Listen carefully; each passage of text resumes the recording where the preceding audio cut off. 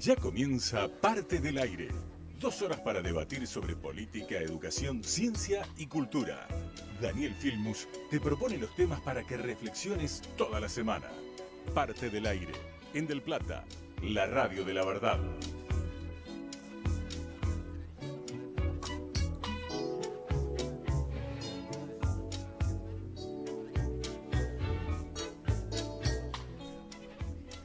Hola, muy buenos días a todos. Feliz domingo de Pascua para todos y todas. Gracias, Bienvenidos acá a la igualmente, muy buen mesa día. también, Juan Carlos, Buen día, Daniel. ¿qué Bueno, programa especial de Parte del Aire. Hoy vamos a estar charlando con muchísimas personas. Hoy no vamos a poder leer sus mensajes, pero bueno, vamos a leerlos de todas maneras cuando podamos en otro momento. Así que si quieren ir dejándolos, vayan dejándolos igual y los leemos en otro momento. Pero tenemos hoy un programa súper cargado con cosas.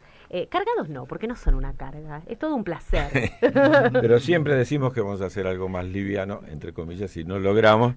Todavía tengo repercusiones, todavía ahora, de gente que lo está escuchando Martín Coban. Claro. Y la intervención de él la semana pasada y la de Miriam Lewin, lo que hemos pasado aquí. Y realmente es increíble cómo las redes permiten que esto llegue a todos lados. Y de todo el país me han llegado comentarios, sabemos lo que es Martín, pero bueno, la discusión, incluso las partes que nosotros subimos a las redes respecto de los desaparecidos y el debate que hay y que él supo sostener tan firmemente, sigue siendo tema de conversación por todos lados, así que bueno, volvemos a mandarle Sí. el saludo a Martín desde acá. Un abrazo grande, súper interesante. Y bueno, y a los que quieran revivir o volver a escuchar algunos fragmentos de este programa, de programas anteriores, lo pueden hacer a nuestras redes.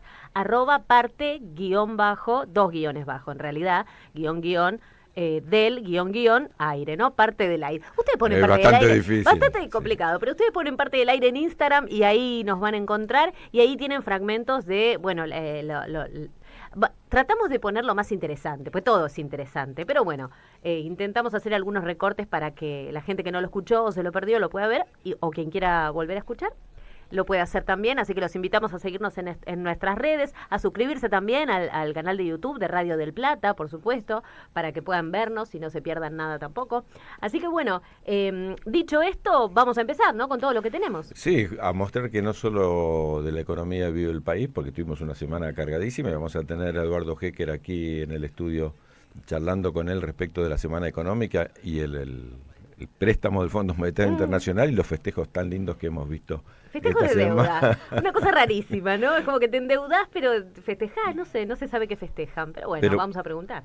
Para mostrar que no todo es economía y que hay temas sustantivos e importantísimos, tenemos a alguien que estuve yo en el momento que le dieron el número 10 y que dijeron que era el Maradona de la ciencia, nada menos que Alberto Korenbit. Wow. ¿Nos estás escuchando, Alberto? Una alegría y un gusto poder conversar con vos. Sí, Daniel, muy buenos días y sí, estoy escuchando atentamente y muy contento y agradecido de estar en el programa de ustedes. Estuvimos compartiendo, hoy no están Valeria y Claudia, pero estuvimos compartiendo con Valeria y Claudia una actividad muy interesante en el Parque Rivadavia la semana pasada, de la A a la Z. Ciencia de la A a la Z, hermoso.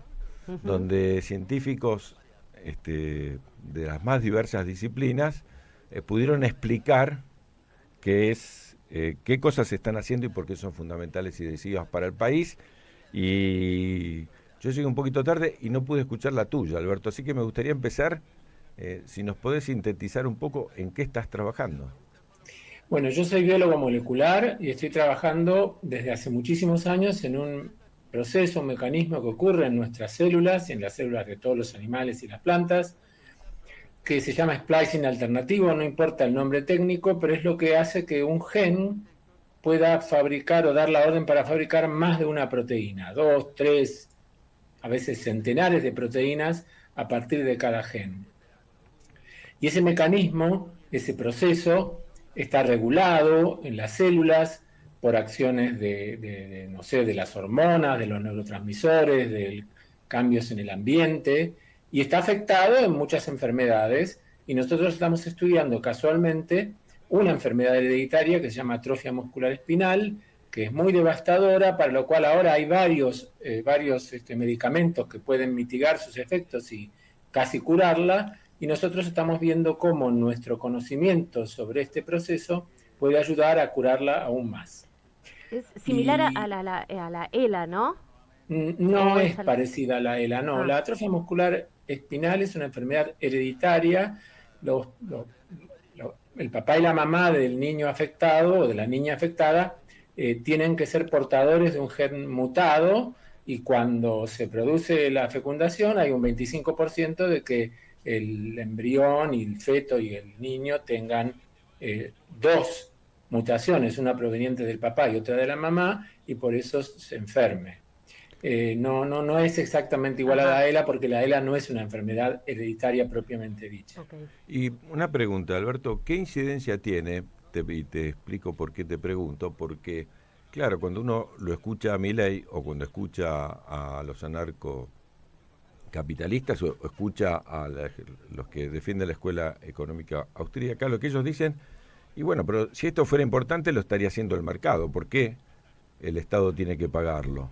Bueno, en ¿Nos primer lugar, podés en ninguna explicar? parte del mundo la investigación básica que no tiene un rédito inmediato es llevada a cabo por empresas privadas. Hay raras excepciones, pero en general las empresas privadas aprovechan el conocimiento que fue generado en la academia financiada por los estados nacionales para después transferir ese conocimiento a una aplicación que tiene un valor comercial. Y esto es así en todas partes, de hecho es así en Estados Unidos, y justamente la administración de Trump, casi retrasada unos meses respecto de las iniciativas de Milley, está en este momento destruyendo al sistema científico norteamericano y al sistema universitario, que ahora se revela, para quienes miraban a Estados Unidos como la meca de lo privado, se revela hoy en día que sin el aporte económico del Estado no se puede hacer investigación ni en las universidades estadounidenses ni en los centros de investigación, porque el Estado es fundamental para financiar la investigación básica. La investigación básica es como la base de un iceberg. En la punta de ese iceberg aparecen aquellos resultados que son transferibles a la medicina, a la industria, a la agricultura, pero sin esa base del iceberg no hay punta que flote. O sea que es imprescindible, es necesaria. Yo me puedo explayar horas para contarles que los teléfonos celulares, los GPS, el Internet, la aviación, no existirían si no hubiera habido financiamiento, inversión por parte del Estado. Claro, esto Y está bueno porque refuta un poco esto que siempre dicen, ay, sos comunista, pero tenés un iPhone, ¿no? Y no, como que no podés tener un iPhone si tenés determinada ideología, ¿no? sí, bueno, podés tener otra marca, pero de todas maneras, yo me refiero en general que toda la sociedad se beneficia de la investigación básica en todas las disciplinas, en todas, de la matemática, las ciencias sociales, la biología, y esta gente, estos anarcolibertarios ultraderechistas, sobre todo en la Argentina, parten de la idea de que la Argentina no puede y no debe invertir en ciencia. Y la verdad es que es todo lo contrario. La única manera que vamos a tener de progresar como país es agregando tecnología a la industria, que hoy en día es mayormente, los bienes son mayormente extractivos.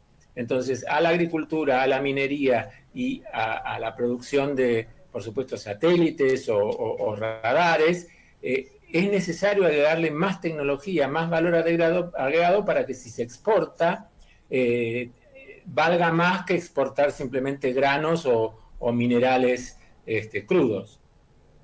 Hola Alberto, aquí Juan Carlos Junio. ¿Cómo te va? Hola Juan Carlos, ¿cómo estás? Bien, ¿qué tal?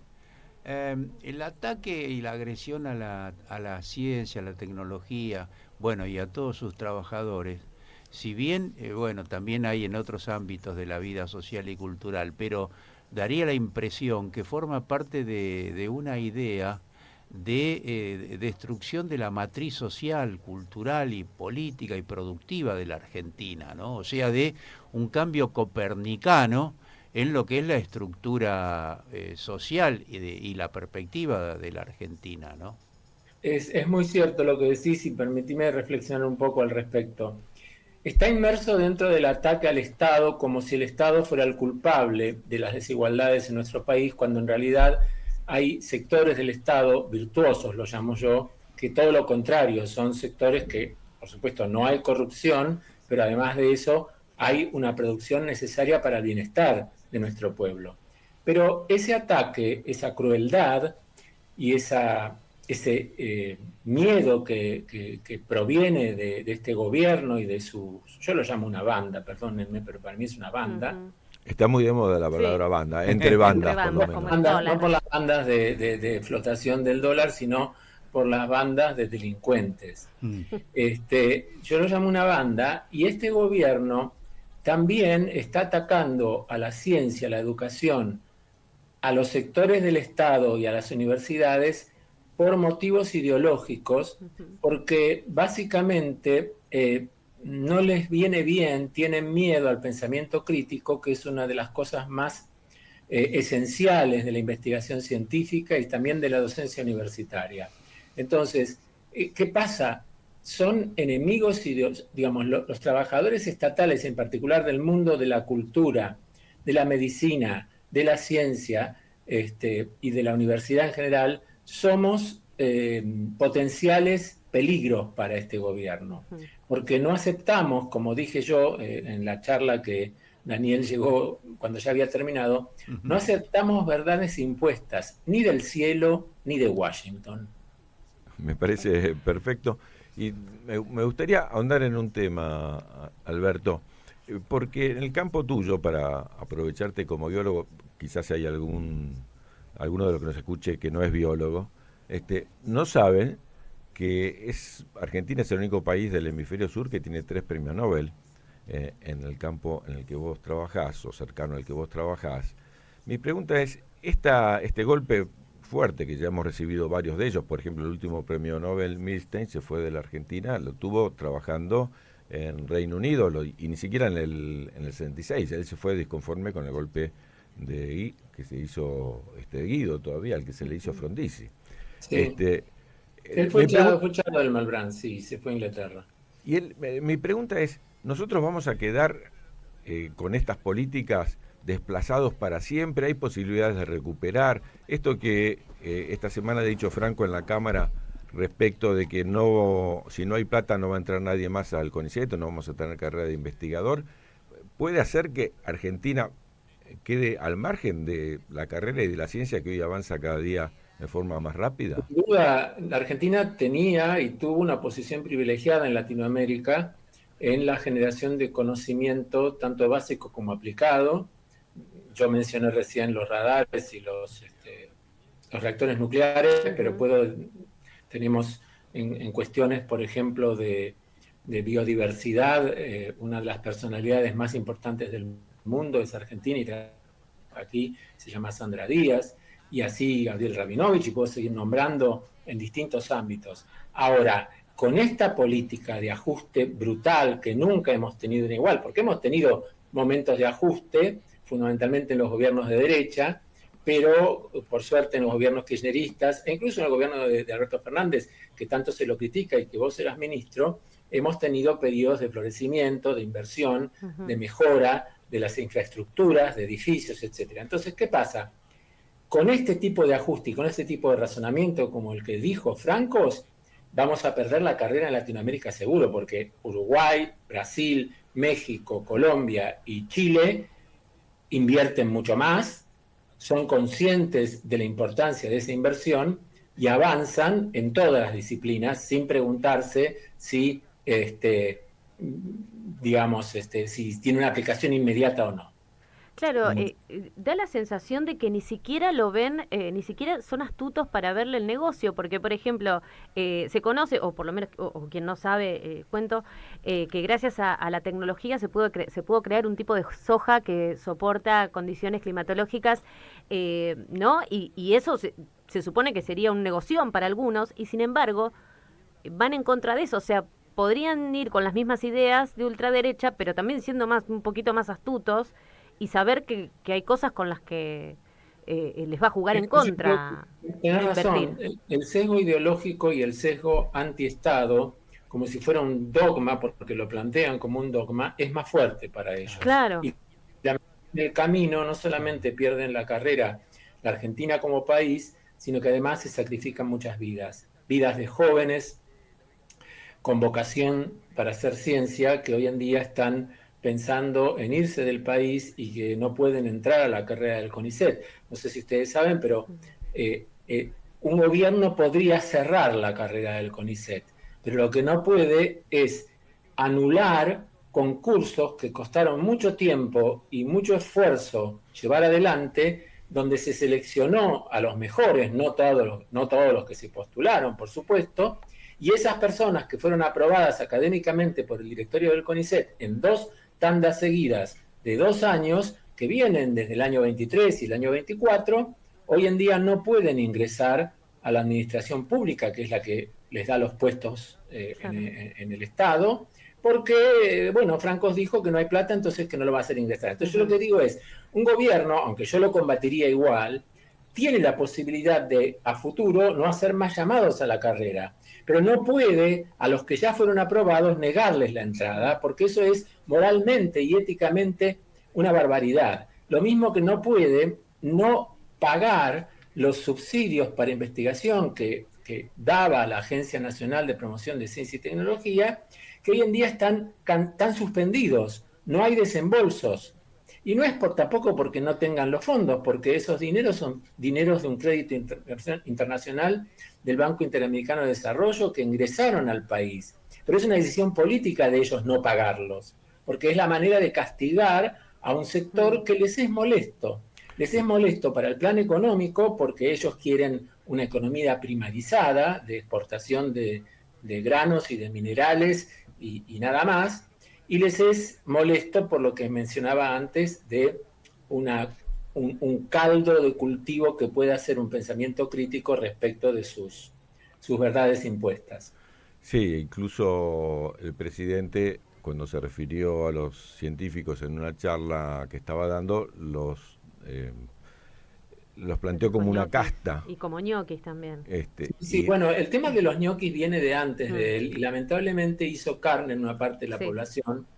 Y debo decirles que es tan triste esta estigmatización de los investigadores del CONICET que ha llevado a sectores de la población a amenazar cuando identifican a algún becario o becaria del CONICET, o ha pasado con un grupo de investigadores y becarios y becarias geólogos que estaban haciendo un trabajo de campo en Mendoza, en la cordillera, estudiando cómo son las rocas y cómo se pliega la cordillera, y fueron agredidos, fueron atacados por gente del lugar que los tildaban de vagos, de ñoquis, de vivir a expensas del Estado, lo cual es una ofensa que el gobierno de alguna manera promueve.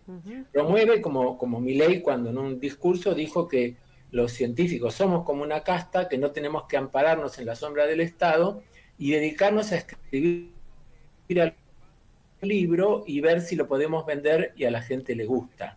Eso yo dije que él era un bruto porque básicamente desconoce que la ciencia no se dedica a escribir libros así del aire. La ciencia publica los resultados de acuerdo o a experimentación o a observaciones o a estadísticas, pero no es que escribe un libro menos como los escribe él, que es un plagiador. Claro, que copia y pega. No es así. La Argentina tiene 11.000 investigadores del CONICET y los investigadores del CONICET no se van a dedicar a escribir cada uno un libro para ver si pega en el mercado. O sea, yo ni siquiera creo que sea una confusión. Hay colegas que piensan que hay que educar al presidente y a su gobierno. Yo creo que ellos saben perfectamente lo que son y lo que es la ciencia y saben que no la quieren. No, y ven la vida también en estos términos, ¿no? De mercado, todo en términos de mercado. Bueno, ¿por qué no escribís libro a ver si alguien te lo compra, ¿no? Sí, nada de querer modificarle la vida o cambiarle la vida para bien al otro. No, y agregando para que nos escuchan, Alberto, antes de terminar, Argentina tiene 3 investigadores cada 1.000 habitantes. Es bajo. Es decir, Argentina tiene muy pocos investigadores de acuerdo a su población y su grado de desarrollo. Los países europeos recomiendan 10 investigadores cada 1.000 habitantes.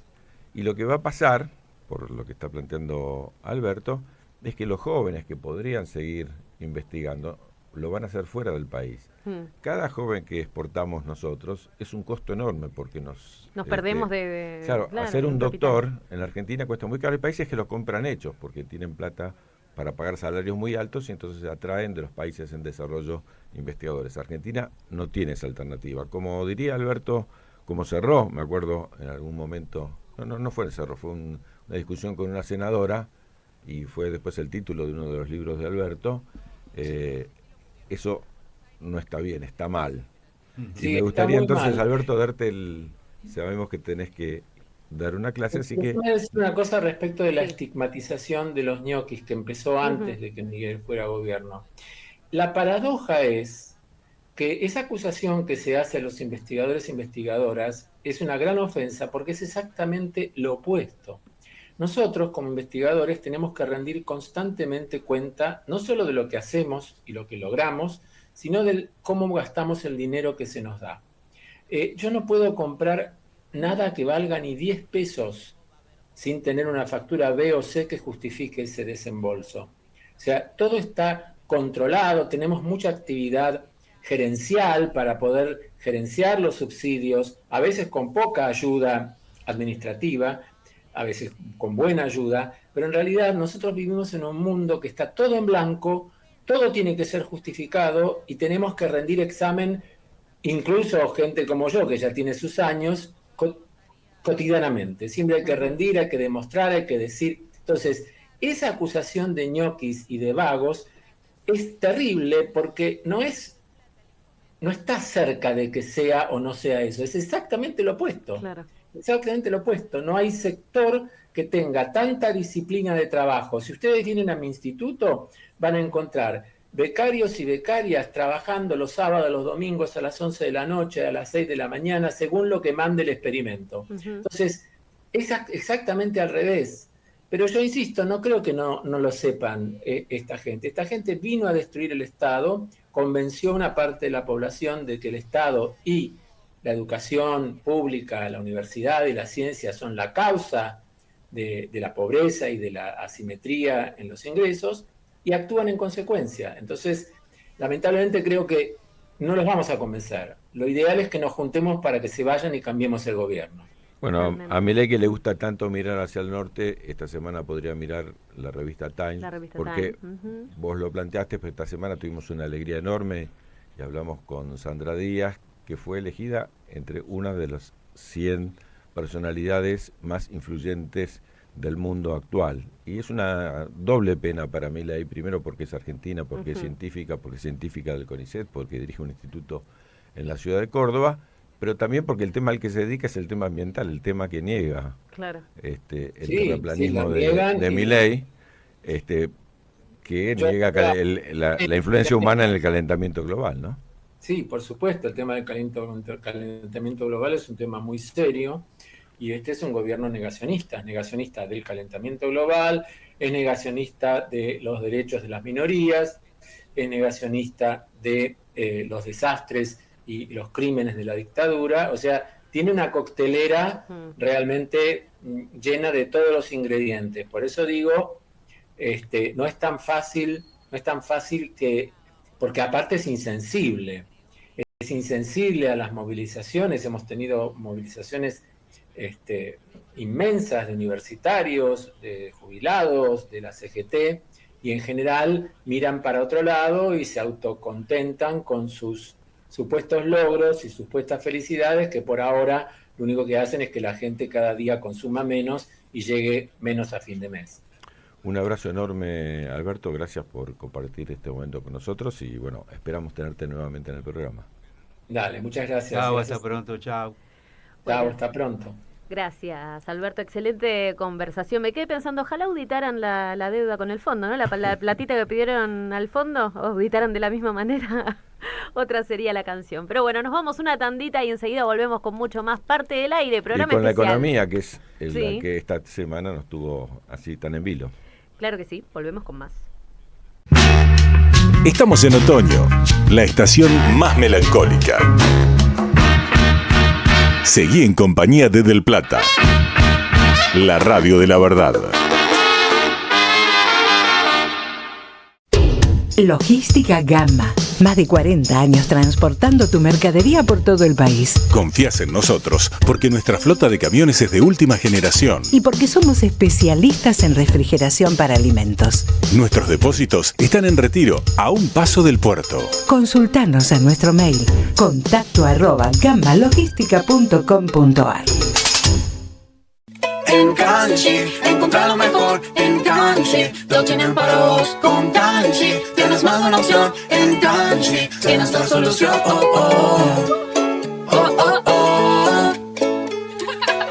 Kanchi inspira tu mundo. Visítanos en kanchi.com.ar.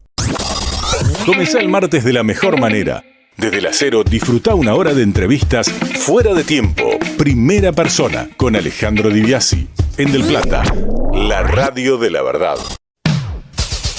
Sea Drivers. Somos una empresa especializada en logística de importación y exportación de mercancías. Sea Drivers. Estamos conectados a una red internacional de agentes que nos permite ofrecer un servicio responsable y de calidad. Nuestro compromiso es su seguridad. Contáctenos por mail a info@seadrivers.com o por X @SeaDrivers. Las cosas más sencillas de la vida son molto importantes, no se olvidan. La pasta del domingo, la alegría y el aroma pomarola en la cocina. Por calidad, molto conviene, porque si es molto, molto bene. Molto, siempre junto a las familias argentinas. Nuestra vía de comunicación por WhatsApp: 11 23 40 1030. Seguimos en Parte del Aire con Daniel Filmus hasta las 13 en Del Plata, la radio de la verdad.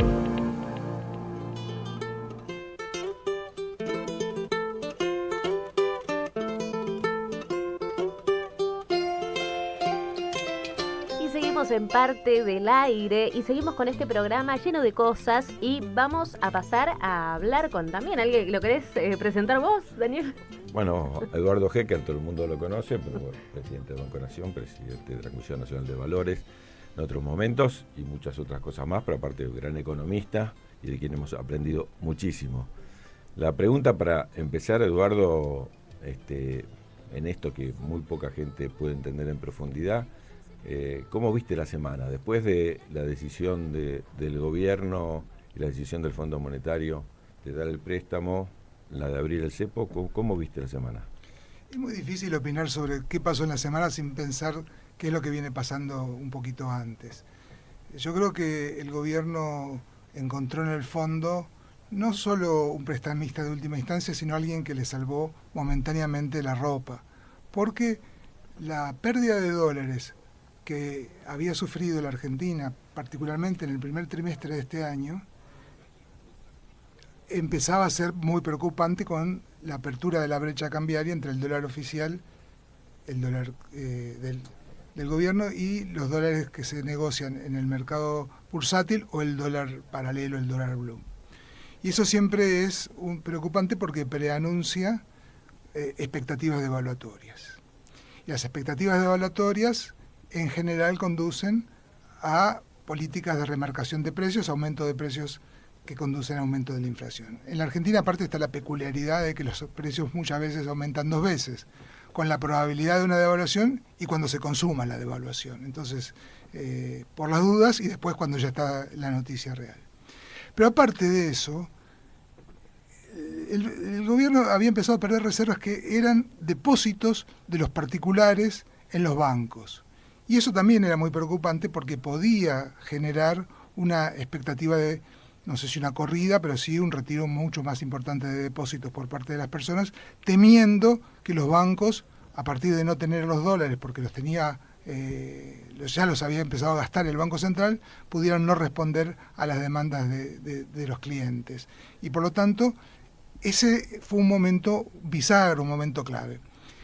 Paralelamente, el viernes de la semana pasada pasaron 2 cosas muy importantes en el mismo momento, o casi en el mismo momento. Se anunció a las 4 de la tarde el índice de inflación del 3,7% y en las horas siguientes en distintas etapas hasta que el fondo vio el comunicado del Banco Central y comunica al board, el board del fondo, el directorio del fondo, la asistencia financiera argentina, también este préstamo, un nuevo préstamo, un nuevo programa en realidad con el fondo por $20.000 millones, con un desembolso inicial que sorprendió a mucha gente porque fue mucho más alto de lo esperado, $12.000 millones en el corto plazo, que fueron desembolsados el día martes de esta semana. Por eso fue el festejo, porque uno no termina de entender. Dice, ¿qué están festejando si en realidad nos estamos endeudando más?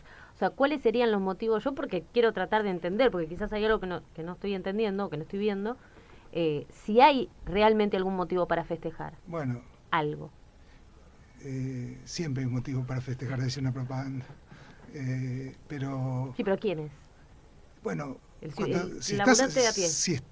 bueno, vos me preguntás si el gobierno puede festejar. Entonces, si estás al borde del abismo, claro, hay una sensación de mucho riesgo, de mucho peligro. Realmente se venía precipitando una idea poco negra, pero particularmente porque tengamos en cuenta una cosa muy, muy importante para mí. La política del gobierno, no la política económica, el eje político del gobierno, más allá de sus aviesas intenciones en general, si uno quiere, pero pongamos la parte más programática y comunicable por parte del gobierno, es la baja de la inflación. Ese es lo que condujo un modelo muy sencillo. En términos matemáticos, sería una ecuación con una incógnita. Nunca un gobierno hizo una política económica más sencilla, más fácil de entender como esta. Tengo el ajuste fiscal que me impide, me ahorra la obligación de tener emisión monetaria para financiar al gobierno, y por lo tanto, dado que el gobierno ascribe a la teoría monetarista, a ultranza, que es que la emisión es la causa única, no última ni la principal, única de la inflación, entonces tengo esa política, con una ecuación en donde había una constante, que era la tasa de devaluación, llamado Crolin-Peck, como un deslizamiento. Al principio era del 2% la pauta y pasó a principios del año 2025 al 1%. Bueno, eso cambió. Ahora ya no es así. Cambió el esquema de política económica. Y veremos cómo se sale de esto, pero cambió con una política de flotación entre bandas. Tuvimos, a partir del día lunes, una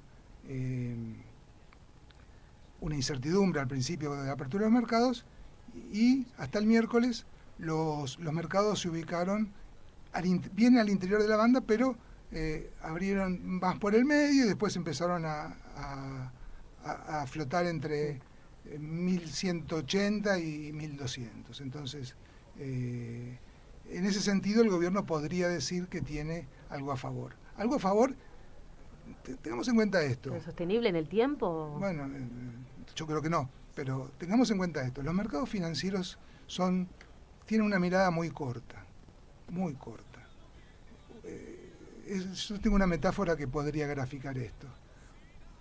Dos tipos se van cayendo de un edificio de 100 pisos y en el piso 50 siguen tradeando. Uno sabe que tiene el paracaídas y el otro no. El mercado financiero puede seguir tradeando aún sabiendo que el final es otro, porque en el medio va a ir ganando plata. Pero entonces, no hay que comprar la lógica de la economía a partir de la mirada de los mercados financieros.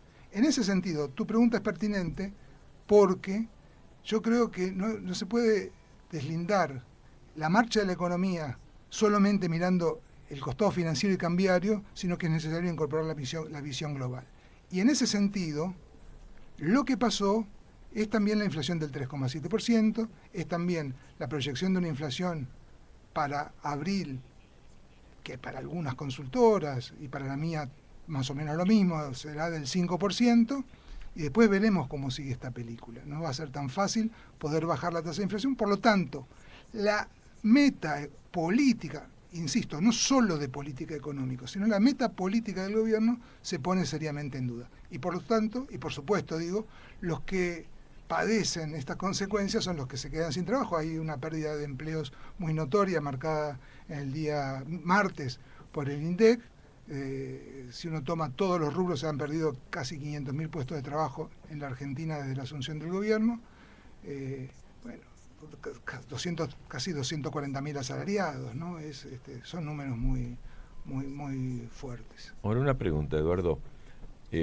Una de mis frases de cabecera es la de Einstein, de que el primer síntoma de locura es repetir muchas veces una acción y esperar que dé resultado distinto.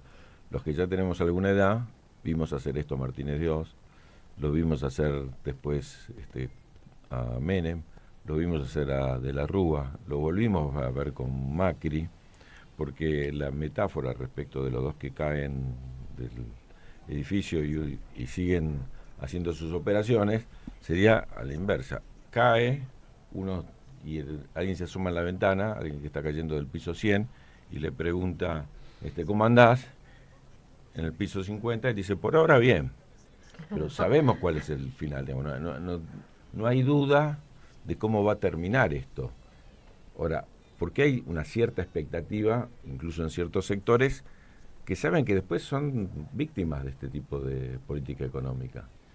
Es muy difícil saber eso. Yo creo que vos te referís a empresarios, incluso trabajadores, que tienen intereses objetivamente contrapuestos con políticas de esta naturaleza, pero que los apoyan. En el caso de algunos empresarios,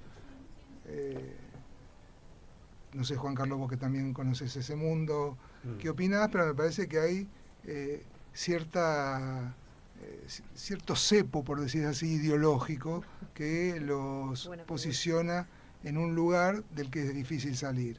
A mí me tocó... Ese no lo levantan. Ese no se levanta. Ese no se levanta. A veces se levanta parcialmente. ¿Sabes cuándo? Cuando viene la crisis recesiva muy fuerte, esa misma gente reclama ayuda, políticas activas, alguna contención de la apertura económica para proteger sus industrias, etcétera, etcétera. Una devaluación en el caso de la gente del agro, tema que todavía no tocamos, y están muy atemorizados. El caso típico es la crisis del 2001-2002 y lo que vino después, pero yo he vivido esa situación en distintas áreas, en distintos momentos y esferas de la vida. Y después las cosas van mejorando y todo fue su gran talento, su capacidad de trabajo y sus intuiciones. Como el que se hace creyente en el avión, ¿no? Arriba del avión se hacen todos creyentes, pues bajan y siguen. Pero tengo otro punto, Daniel, que me preocupa muchísimo más que que es... No hay voces políticas, sustantivas, organizadas, que hoy puedan ofrecer un relato y una propuesta de salida, sobre todo lo segundo, y propuestas que sean superadoras. No hay. Uno podría decir, tenemos esto, lo otro, lo demás allá. Me suena todo cosas repetidas y cosas viejas. Desconocer la deuda, ¿no te parece que es una propuesta de salida en un eventual cambio de gobierno? Me parece una consigna suelta. Me parece que una propuesta de salida implica algo mucho más importante, más global y con más potencia política. Hasta tanto eso no suceda, yo no creo que este gobierno tenga temores fundados en ver minada su continuidad. Pero como estás viendo vos la proyección de esta política, no solo de lo de esta semana, que como dijiste vos, estamos en el proceso de ir viendo qué va pasando, pero sabiendo cuál es el destino de esta política, porque lo sabemos, ¿sí? ¿Cuál sería hoy la propuesta distinta? ¿Me explico? Digo, porque ahora ya estamos, el préstamo ya está, Argentina va a tener que pagarlo, las futuras generaciones están seguramente hipotecadas y la preocupación es qué hacer. Bueno, a eso te agrego otra cosa más. El fondo pide que se levanten las retenciones. Y pide nuevamente la reforma previsional, nuevamente la reforma laboral, nuevamente de la reforma de las pensiones y las jubilaciones. Pide todo lo que ya se ha demostrado que no funciona. Pero supongamos el caso de las retenciones. ¿Por qué el fondo pide la baja de las retenciones? Porque quiere que tengas un sector agropecuario, que es el que te genera divisas, que las genere en serio, sin reticencias. Y sabe que el ajuste fiscal no corre peligro porque el gobierno ha mostrado una vocación inmensa por el recorte del gasto. Y eso no importa, entonces. El recorte del gasto que compense la caída de la recaudación por la vía de las retenciones. Y en todo caso que se hace. Pero ¿por qué el fondo quiere esto? ¿Es maldad intrínseca? Bueno, puede ser. Está la ideología, las tradiciones y cosas que se dicen. Pero en el fondo quiere también que a Argentina le pague. Para que la Argentina le pague, claro, tiene que juntar reservas, tiene que bajar el riesgo país e ir a los mercados voluntarios de deuda, a endeudarse ahí para saldar la deuda con el fondo. Ese es el objetivo final de este programa. Es, como he sido mencionado, como se dice en la Cámara de Diputados, primera cuestión sobre los empresarios. Todos sabemos que es un mundo multifacético, que hay muchísimos estratos, y para hacerlo en un trazo muy grueso, una cosa son las pymes, que son las generadoras del 70-80% del PBI y del trabajo, y otra, yo diría, las minorías, que son los grandes factores de poder. En estos días se manifiesta, hoy mismo el presidente de la Sociedad Rural Argentina, si bien reclaman por el tema de las retenciones, en definitiva apoya al gobierno, y dice que apoya al gobierno. Y la UIA, que está muy perjudicada, también reclama por la apertura de las importaciones, pero apoya al gobierno. O sea, yo básicamente coincido con vos que hay un factor ideológico muy fuerte en las clases dirigentes, más que nada en el establishment, que lo lleva a ser enemigo del populismo en un sentido más amplio y apoya a este gobierno, aunque sea tapándose la nariz. Una cuestión que vos de algún modo suscitaste, Eduardo, para salirnos un poco de la macro y de las cuestiones del dólar. Vos suscitaste el tema de la inflación, que en definitiva son los precios, ¿no? La pregunta es, bueno, ¿quiénes son los responsables y culpables de los aumentos de los precios? Y, consecuentemente, ¿quiénes se benefician con los aumentos de los precios y quiénes se perjudican? Me lo vas a tener que responder después de la tanda. Así que vamos a ir una tandita y en instantes la respuesta tan esperada. Lo tenemos acá a Eduardo Hecker. Así que nos vamos a una tanda y enseguida volvemos.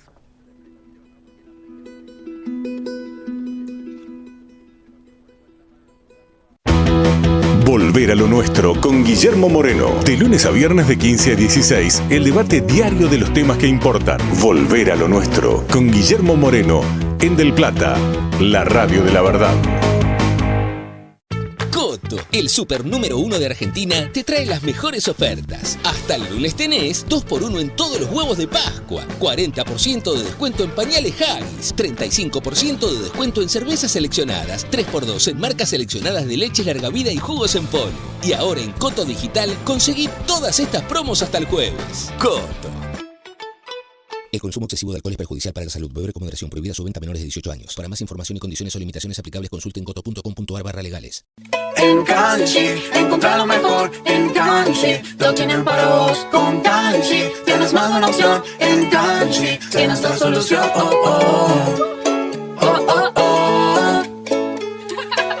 Kanji inspira tu mundo. Visítanos en kanji.com.ar. Comenzá el martes de la mejor manera. Desde las 0 disfruta una hora de entrevistas fuera de tiempo. Primera persona con Alejandro Di Biasi. En Del Plata, la radio de la verdad. Logística Gamma. Más de 40 años transportando tu mercadería por todo el país. Confías en nosotros porque nuestra flota de camiones es de última generación. Y porque somos especialistas en refrigeración para alimentos. Nuestros depósitos están en Retiro, a un paso del puerto. Consultanos a nuestro mail contacto@gammalogística.com.ar. Nuestra vía de comunicación por WhatsApp 11 23 40 1030. Daniel Filmus te acompaña todos los domingos. 2 horas de pensamiento crítico. Hasta las 13 parte del aire. Del Plata, la radio de la verdad.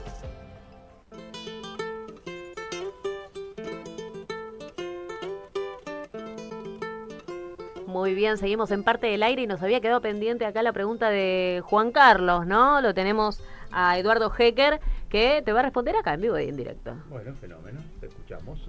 Facilísimo de responder, Juan Carlos. Lo que te puedo decir es que, en mi opinión, las causas de la inflación son múltiples. No creo que sea un problema solamente o ni siquiera principalmente de exceso de dinero, o de exceso de oferta de dinero respecto de la demanda de dinero. Aunque sí es cierto que a partir de ciertos extremos el exceso de oferta de dinero convalida los aumentos de precios. Eso es algo que nosotros, desde una perspectiva, puntos suspensivos, progresista, popular, nacional, productivista, sí, tenemos que aprender y no subestimar. Sí. La macroordenada no es de derecha, claro, sino que también es patrimonio de los sectores populares. Así. Cuando se produce el salto inflacionario de diciembre del 23 por la devaluación que generó el gobierno, sí, pasó una cosa muy importante: los precios aumentaron mucho y los salarios se rezagaron y aumentaron lentamente, y el gobierno, después de un año y pico, dijo los salarios alcanzaron a los precios. Y en el medio, ¿qué pasó? Toda el área que queda entre el aumento de la inflación y el aumento de los precios, ¿a dónde fue a parar ese dinero? Como ahora va a pasar. ¿A dónde fue a parar ese dinero? A algún lado fue. Son esos balances que vos decís de las empresas. Por supuesto que hay empresas más vinculadas al mercado interno para las cuales la retracción o la pérdida de poder adquisitivo de los ingresos, porque yo ya no hablo solo de salarios, hay que hablar de ingresos, porque están los jubilados, están los planes sociales, están los monotributistas, están los que trabajan informalmente y están los trabajadores de plataforma. Es decir, hay un montón de conceptos que hoy se asocian a la idea de qué tengo en el bolsillo. Entonces yo hablo ya de ingresos. Los ingresos en general quedaron retrasados enormemente y hubo transferencias muy grandes. Tenés una cúpula del 10-20% a la que le fue muy bien en este tiempo. Muy bien. Con el carry trade. No solo, sí, con el carry trade, con salarios que pudieron ajustarse, con ingresos por beneficios, por rentas, etcétera. Bueno, y parte de eso lo ves en el turismo que hubo en el último verano, en el exterior, como hace años que no había en Argentina, ¿no? Pero en esto que decís vos del carry trade, fíjate que ahora acaban de aumentar los intereses fuertemente de los plazos fijos, 35%, y estaban... Bueno, y puede ser que el dólar esté nuevamente planchado por un tiempo, puede pasar, como que no, pero puede pasar. Entonces nuevamente empieza a haber, pues insisto, la reiteración de los problemas pasados. Nuevamente puede pasar que ingresen capitales, aún ahora con más tiempo, 6 meses, porque ingresen los capitales y se lleven aquellos mismos dólares que nos vino prestando el Fondo Monetario. Tal cual. Es así como vos lo decís. No tengo más que coincidir. Sí, pero después nuestros hijos y nietos lo van a pagar. No, eso también. Pero cada vez que te escucho decir eso siempre pienso lo mismo. Sí, vos tenés razón. Entonces, el diagnóstico es bueno. ¿La prescripción cuál es? Bueno, yo tuve el honor, la suerte y la alegría de estar justo parado atrás de Néstor cuando Néstor decidió pagarle al fondo y no tener que depender más de las decisiones que el fondo tenía respecto a nuestra economía. ¿Vos te acordás? En ese momento uno no lo entendía, decía, pero ¿por qué le pagamos al fondo? Incluso fue muy criticado por sectores de la izquierda, pagarle al fondo, si esa plata podríamos usarlo para otra cosa, y él dijo, porque la soberanía y la autonomía en la toma de decisiones y que no nos vengan a controlar es muy fuerte. Hoy ya en estos valores es imposible que se vuelva a hacer. Vos pensás que el fondo le prestó a Macri inicialmente 55.000 millones, de los cuales se usaron aproximadamente 45.000 millones. La Argentina, sin haber pagado el capital, ya pagó 25.000 millones en concepto de intereses y sobrecargos. Entonces vamos a tener todavía que seguir pagando y pagando y pagando. Es decir, pero en tu respuesta vos das para mí en el perdón, clavo. pero no está muy claro tampoco en dónde está esa plata, porque la otra vez lo escuché a Macri decir, no, pero la plata está ahí, lo que le pidió al fondo él. Y la verdad es que no sabemos muy bien los argentinos. Mira, hay un número que es fácil de recordar y es muy interesante para pensar la Argentina. En el gobierno de Macri, el aumento de la deuda externa del gobierno fue de 100.000 millones de dólares, incluyendo la asistencia del fondo. Y la fuga total de capitales relevada por el INDEC fue de 100.000 millones de dólares. Ese es el carry trade. Fuga no es necesariamente que se vayan al exterior, eso está fuera del sistema financiero, puede estar en los colchones, puede estar en la Argentina, quién sabe. Pero hemos financiado eso.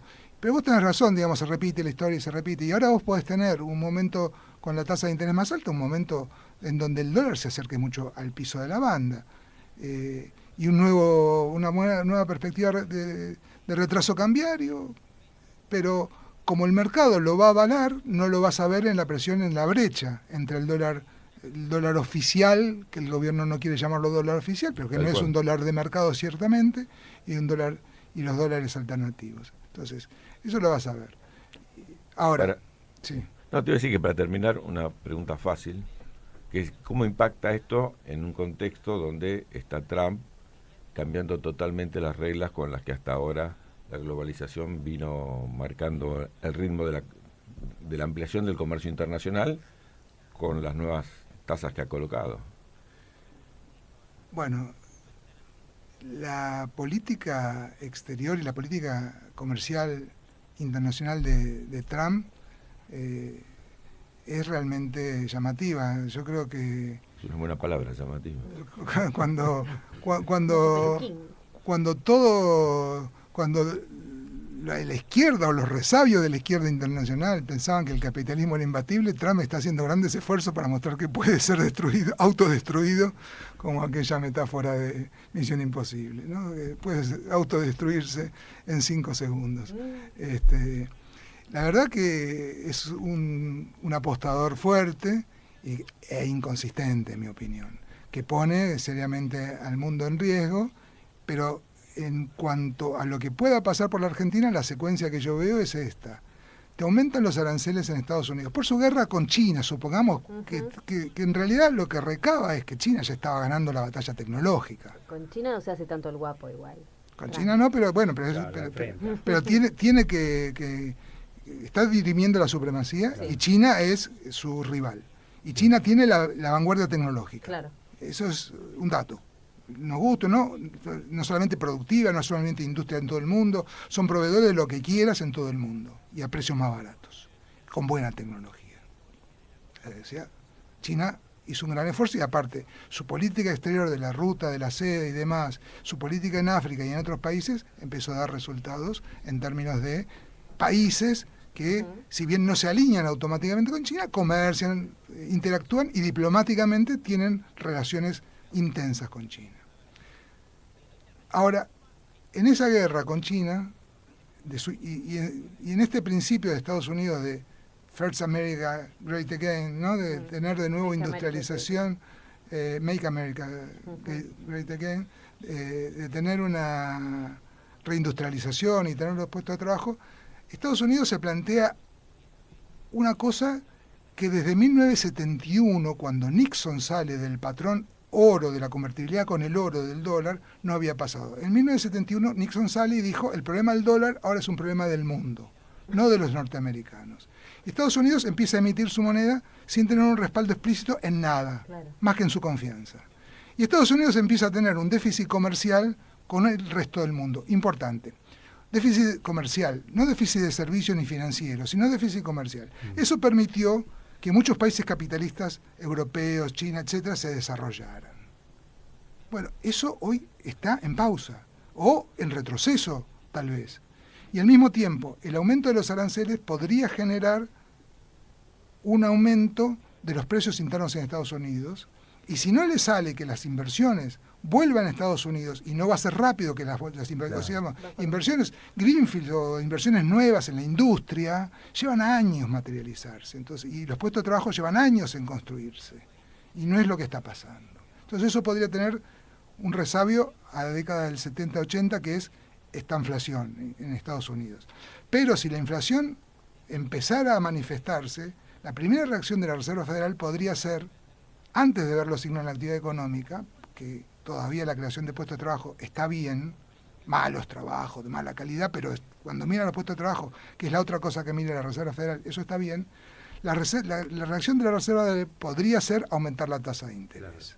Si aumentara la tasa de interés, que creo yo que hoy es el escenario de la batalla económica mundial, es el escritorio del presidente de la Reserva Federal, porque es la tasa de interés, el gobierno de Estados Unidos, viendo eso, no quiere que pase, y es probable que en una visión más ortodoxa la Reserva Federal sí quiera que pase.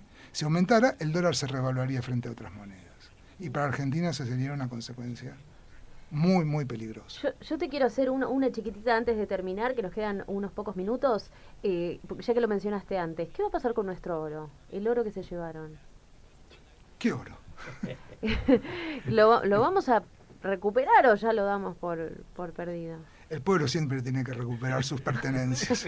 No se sabe ni dónde está. Dicen que en Suiza, en Londres, qué sé yo. No, yo estimo que los vamos a recuperar, pero la verdad que yo también tengo la misma sensación de que hubo un acto de magia como los típicos del Toto Caputo, que de golpe estaba y no está. O como el gato de Schrödinger, ¿no? Está y no está al mismo tiempo. ¿Pensás, último y cerramos, que la inflación estos meses va a crecer y se va a estabilizar después, como dice el gobierno, o llegó para quedarse? Bueno, es posible que sí, sin duda va a crecer. Vamos a tener 2 meses de inflaciones cercanas arriba del 4%, es lo más probable. Y después veremos cómo reaccionan las otras cosas. Hoy hay precios que están aumentando y después están los precios relativos, lo que se rezaga, y aparte hay sectores que están indexados, la medicina prepaga, los servicios, el fondo quiere que se sigan eliminando subsidios, con lo cual yo no veo, digamos, el presupuesto estimó una tasa de inflación del 18%, el presupuesto que no se aprobó jamás. El documento que llevaron al Congreso y vergonzosamente jamás se aprobó, 18%. Bueno, eso ya no pasó.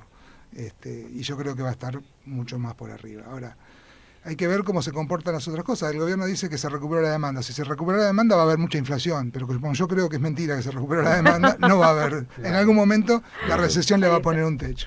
Muchas gracias por tu pronóstico, Eduardo. Gracias por esta charla, por habernos visitado aquí en Parte del Aire. Nosotros nos tenemos que ir. Quedó todo grabado, así que... Sí, está todo grabado. Después los vamos a ver si acertaste o no. Nosotros nos tenemos que ir rápidamente al informativo.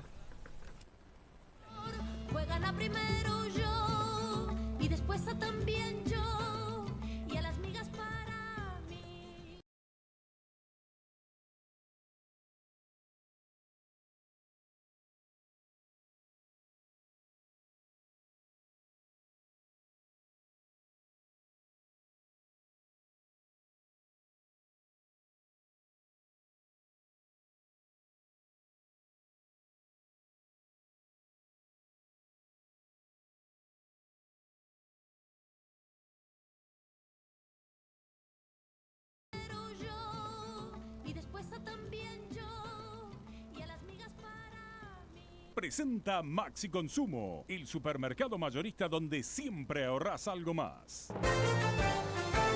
Radio Noticias del Plata, la radio de la verdad.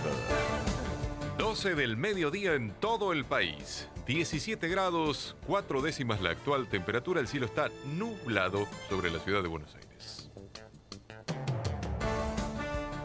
Intenso movimiento turístico durante el fin de semana de Semana Santa. Según el Observatorio Argentino de la Cámara de Turismo, los destinos con mayor movimiento fueron Mar del Plata, Bariloche, Villa Carlos Paz e Iguazú, con un nivel de ocupación de entre el 80 y el 90%.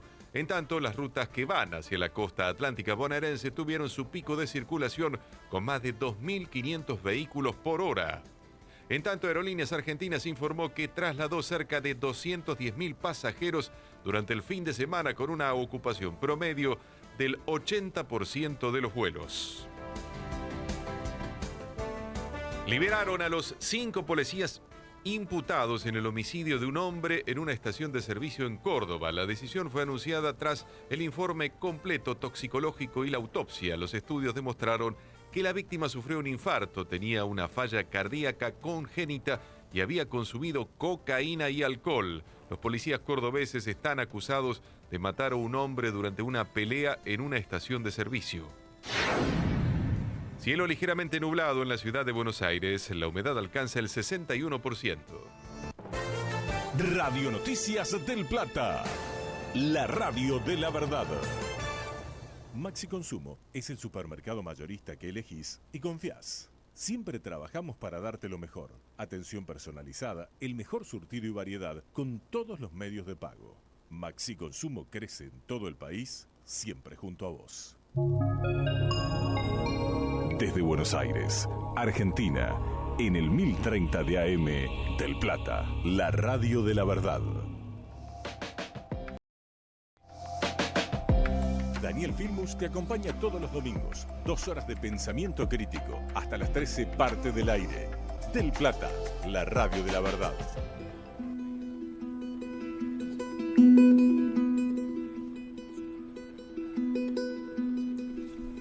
Y seguimos en Parte del Aire en este especial de Domingo Pascual, como mi apellido. y no puede faltar la columna de ciencia con nuestra queridísima Vale y nuestro queridísimo Claudio, así que vamos a ellos.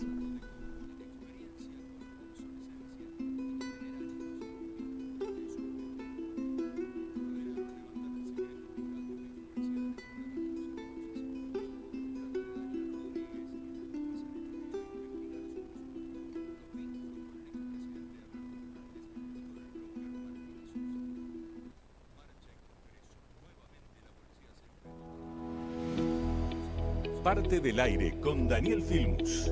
Parte del Aire, un espacio para reflexionar.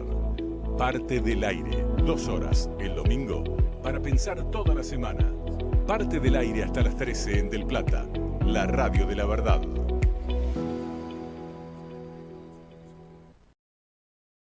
Bueno, estamos acá con nuestra columna de ciencia. Justamente en la última columna habíamos empezado a hablar de una disciplina que nos gusta mucho a nosotros dos y que tiene muchas consecuencias, no solo para la comunicación científica, sino también para la política, a saber, la psicología. Esto para que después Daniel no nos acuse de traicionar al área de las ciencias sociales y humanas, que es en realidad donde institucionalmente se enmarca el trabajo de los tres.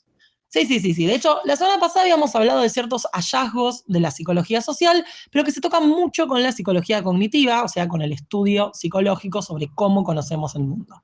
Habíamos estado conversando un poco sobre la teoría de la disonancia cognitiva, no sé si se acuerdan, teníamos esta historia de un grupo de gente que incluía personas muy cultas que estaban esperando a los aliens, y toda esta idea muy contraintuitiva, muy loca, pero bastante bien corroborada, de que al menos bajo ciertas circunstancias, cuando nos encontramos con evidencia que refuta nuestras creencias, eso no hace que dejemos de creer, sino que más bien hace que redoblemos la apuesta y nos pongamos a tratar de reclutar más gente para que crea junto con nosotros eso que se acaba de desmentir. Y también dijimos algo que no cumplimos, y eso está mal, porque para mentir está, qué sé yo, García Mansilla. Nosotros sí cumplamos las promesas. ¿Qué cosas dijimos y no cumplimos? Bueno, no es exactamente que hayamos mancillado, el valor de la palabra mintiendo abiertamente, pero sí dijimos algo del tipo, bueno, a estas formas de irracionalidad estamos sujetos todos, y la verdad es que la historia que contamos la usamos solo después para explicar parcialmente las creencias del núcleo duro del gobierno. Lo cual está bien, no me quejo, pero no cumplimos del todo con la consigna. Así que hoy la posta es hablar de un mecanismo psicológico irracional del que podemos mostrar que se ejemplifica en personas con diferentes orientaciones políticas, algo en lo que no haya grieta. Básicamente así nos odian de todos los bandos, porque bueno, nosotros siempre haciendo amigos, ¿no? Somos el anti-Roberto Carlos, una vez más. Bueno, pero la idea es que no se dude de nuestra honestidad intelectual y de nuestro amor por la verdad. Eso mismo. De hecho, más amigo era de la verdad. Igual todo sugiere que el tipo no le caía muy bien a nadie, pero bueno, vamos al grano. Contémosle a la gente de qué vamos a hablar hoy. Bueno, hoy la frase disparadora, en plan, y si sale bien, es, ¿y si Goebbels tenía razón? ¿Y si era verdad esto de miente que algo quedará? Sería raro que tuviera razón, ¿o no? Básicamente porque en principio la repetición del miente en la frase sugiere que la clave es decir una mentira varias veces, reiterarla. Y en principio uno no se imagina cómo eso vaya a hacerla más creíble, ¿no? Es de hecho como yo siempre interpreté esa frase. Sí, de hecho también parece ser que es la interpretación estándar. Es la que discutía hace poco tiempo Ignacio Jamonet en su libro La era del conspiracionismo. Jamonet también interpreta la frase como una sobre la eficacia de la repetición. Solamente que él cree simplemente que la frase en cuestión es falsa. Es decir, que no es cierto que cuanto más oímos algo, más creíble nos resulta. Para Jamonet, justamente, dado que la gente en esta época es muy suspicaz, si nos dicen miles de veces la Tierra es esférica, eso aparentemente nos empujaría a pensar que, por el contrario, debe ser plana y que tanta insistencia es sospechosa, que hay gato encerrado. Bueno, pero entonces ya blanqueémosle al público. ¿Cuál es la teoría correcta? ¿La de que repetir algo lo hace más creíble o la de que repetir algo lo hace, como dice Jamonet, menos creíble? Bueno, sin ninguna duda tenemos muy buena evidencia de que la repetición de cierta idea, lo que podríamos llamar el incremento de la familiaridad con la idea, la vuelve más creíble. Y fíjense lo que está incluido acá porque es tremendo. No estamos hablando de que cuando sos más familiar con una idea, conoces mejores razones para sostenerla, estás más familiarizado con la evidencia, profundizaste en el asunto. No. El punto es que si nos exponemos a una frase suelta varias veces, hay más probabilidades de que la consideremos verdadera cuantas más veces nos la repitieron.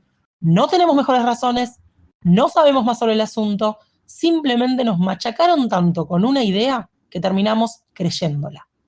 Todos. Así funcionamos los humanos en general. Qué miedito, ¿no?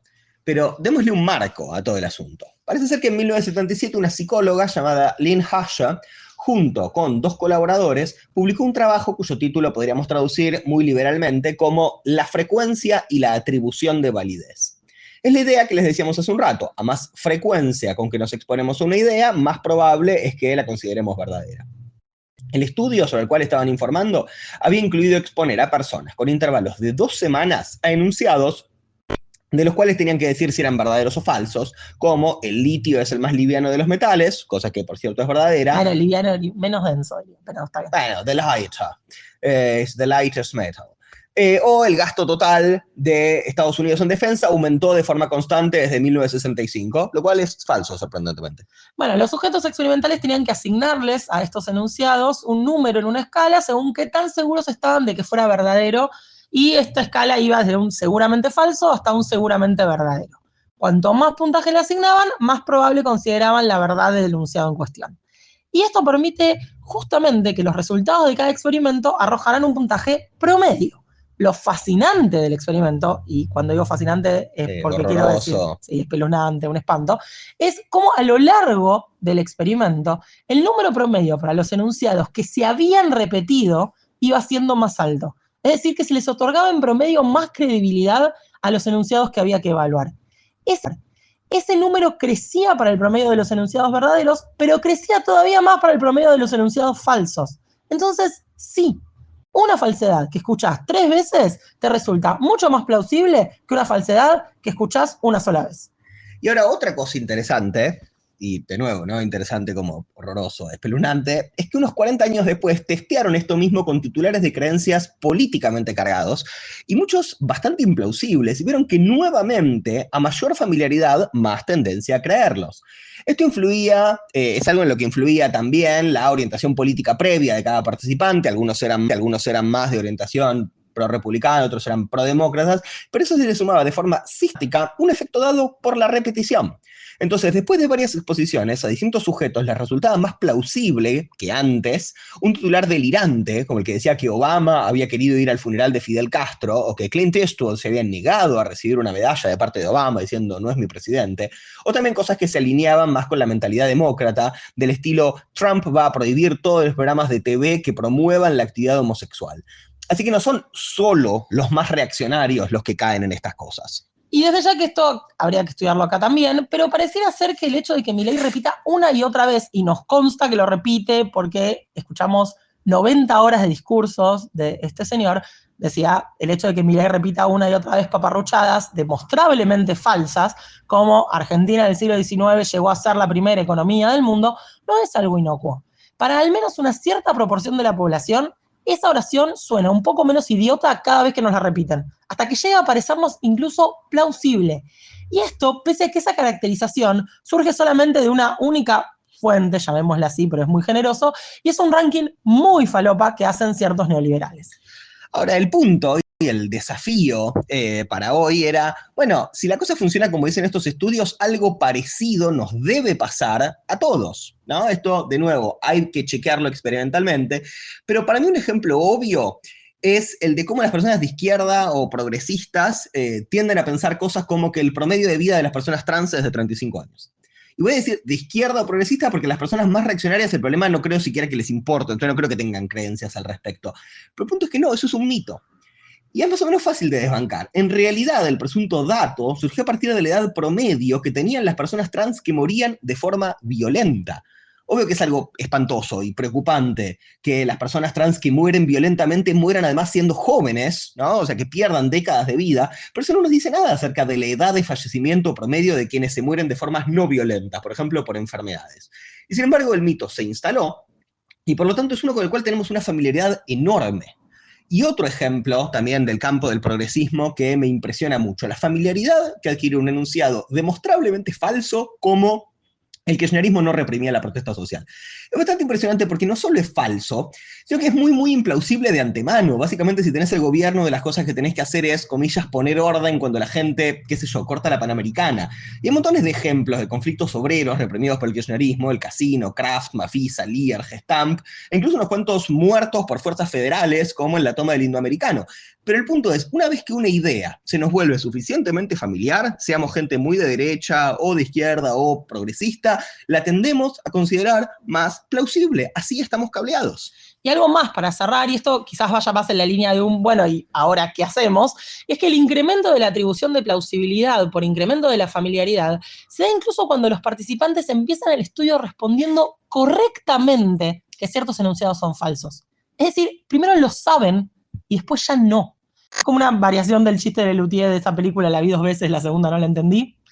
Y volviendo a lo de qué hacemos, capaz que de todo esto no se desprende una recomendación práctica demasiado obvia, pero como mínimo nos tiene que permitir saber que difundir información dudosa desde los medios, o la comunicación científica, o la escuela, incluso si damos las 2 campanas, o si algún tiempo después desmentimos esa información, tiene consecuencias, deja secuelas. Simplemente no es el caso que si a mí me dan 2 trozos de información, uno verdadero y uno falso, eso deja en mis manos la posibilidad de ir y chequear, de separar la paja del trigo. No, la desinformación, incluso la desinformación reconocida inicialmente como tal, se va instalando en nuestro sistema de creencias. Así que bueno, sí, como dijo Goebbels, miente, que algo quedará. Con el pequeño detalle, y esto es la ironía definitiva, de que esto no lo dijo Goebbels. Simplemente estamos tan familiarizados con la idea que la damos por sentada. Del Plata en otoño. Entre el verano y el invierno. El punto intermedio. Como Del Plata, la radio de la verdad.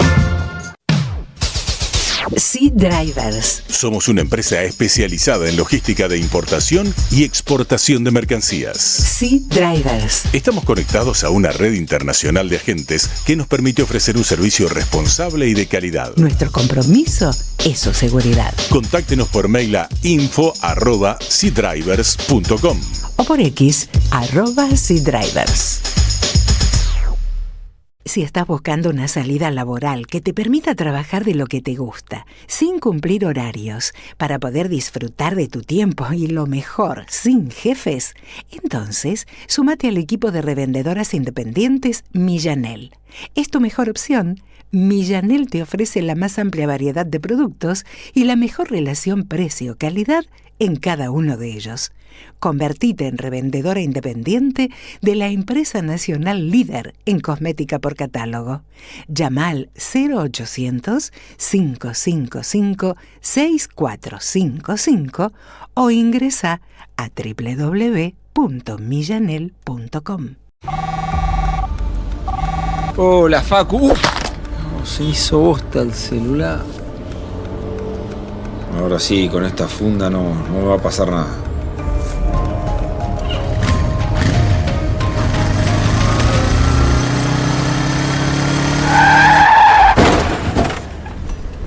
Uy, qué palo, y encima sin casco.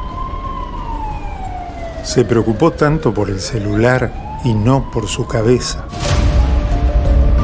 El último año, más de 1.500 motociclistas, en su mayoría jóvenes, murieron por no usar casco.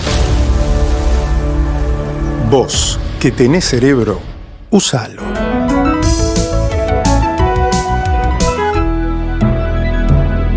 Luchemos por la vida.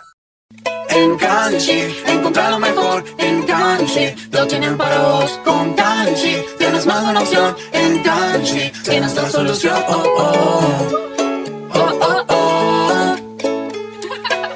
Kanji inspira tu mundo. Visítanos en kanji.com.ar. Volver a lo nuestro con Guillermo Moreno. De lunes a viernes de 15 a 16, el debate diario de los temas que importan. Volver a lo nuestro con Guillermo Moreno en Del Plata, la radio de la verdad. Nuestra vía de comunicación por WhatsApp: 11 23 40 1030. El universo de las ideas y la política en 2 horas. Hasta las 13 disfrutamos Parte del Aire en Del Plata, la radio de la verdad.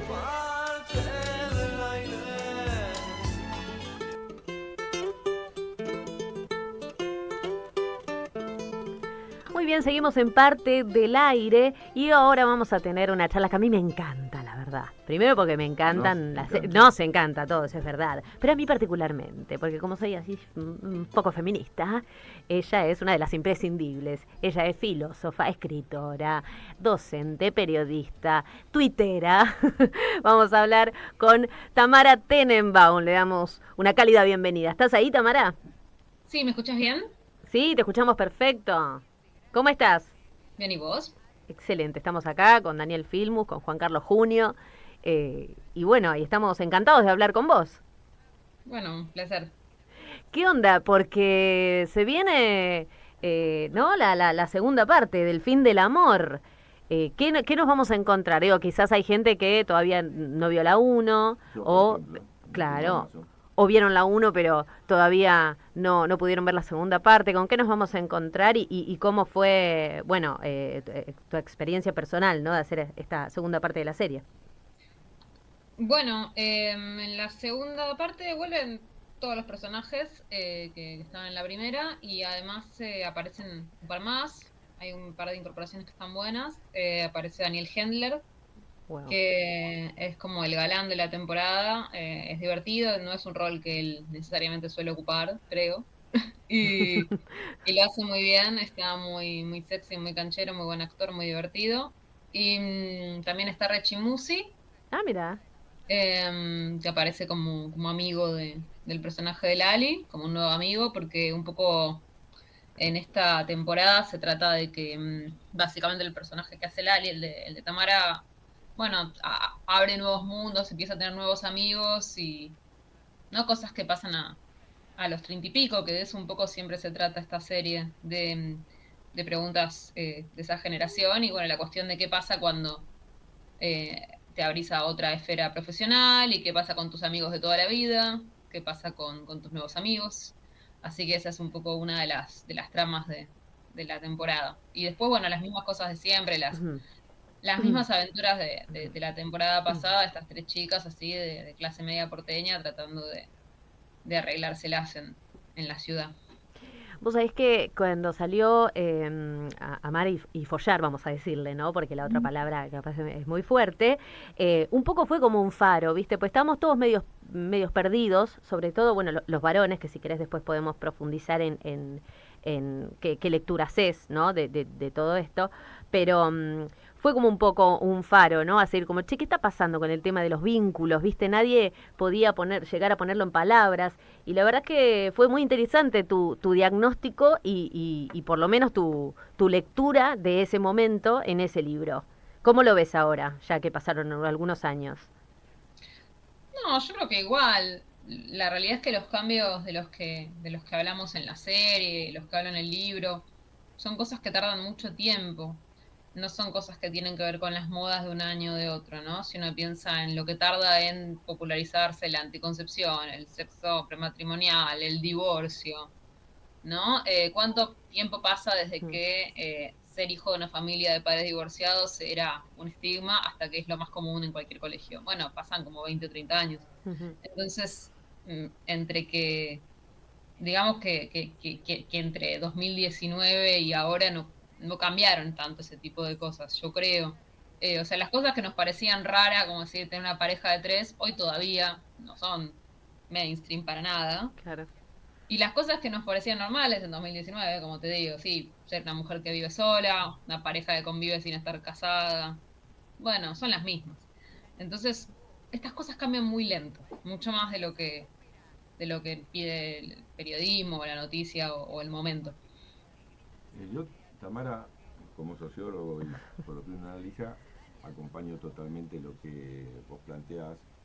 Y esto de los largos tiempos, a mí me tocó incluso estar como senador cuando se discutió el tema del matrimonio igualitario y la identidad de género, y fueron unos debates tremendos y la sociedad tarda en cambiar. Sin embargo, hoy me asombra escuchar unos cuantos que dicen que esta reacción que tenemos contraria al feminismo, y en buena parte encabezada por nuestro propio presidente, es porque el feminismo se pasó de rosca. ¿Qué respondes a eso?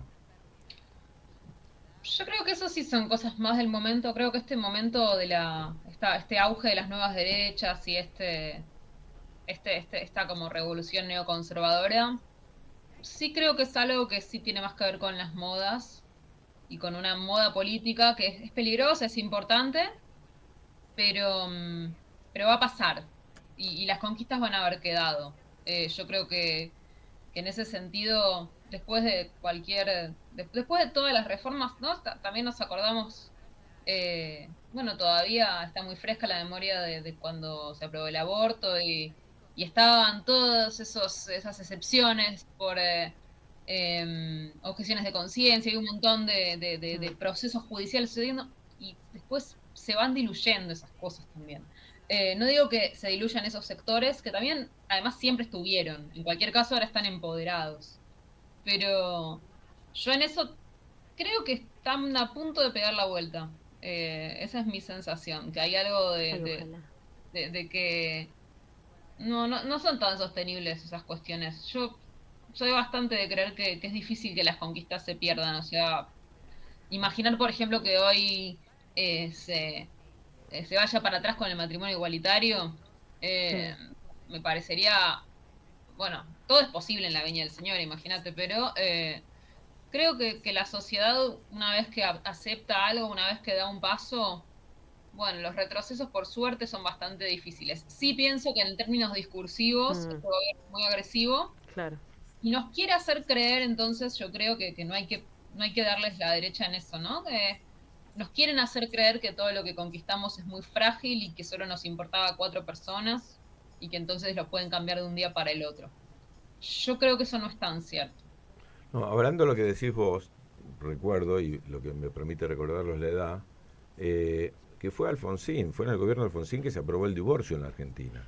Y Sí, que claro. hay que recordar, Era re y guapo. estamos hablando de nuestros últimos 40 años, porque Claro. sin lugar a dudas fue en democracia, hay que recordar que la Iglesia excomulgó a los diputados y diputadas que votaron a favor del divorcio. Y estamos hablando de las últimas décadas, ¿no? Claro. Estamos Sí, hablando- pues un poco. y sin lugar a dudas eso llegó para quedarse. Lo que me preocupa, Tamara, respecto del debate actual, es que a aquellos que dicen que, o una parte de los que dicen que el feminismo se pasó, Son de centro. son sectores progresistas, ¿no? Que incluso tengo la discusión en muchos lugares porque yo defiendo fuertemente, aunque no siempre utilizo el lenguaje inclusivo, pero que dicen que eran exageraciones respecto de una necesidad de desafiar un lenguaje claramente patriarcal y que si uno no lo pone en evidencia a partir de posiciones extremas, es muy difícil que eso entre en el debate público. Por eso me parece la preocupación actual es Claro. que sectores que en su momento estuvieron acompañando estas miradas feministas, que no necesariamente eran solamente feministas, hoy en día plantean reparos y dicen, bueno, esto es un tema de la clase media porteña, no lo pongamos en la agenda de las reivindicaciones o de las luchas con las cuales tenemos que resistir a estas políticas de ultraderecha, ¿no? Sí, yo creo que hay un gesto demagógico ahí. Siempre me parece que en quienes son de centro o eran progresistas hasta hace 5 minutos y ahora quieren ser antiprogresistas, creo que es un gesto demagógico. Piensan que van a ir a buscar a los votantes de Milei diciendo las mismas cosas que dice Milei de alguna manera, no convirtiéndose en una especie de marca B de Milei.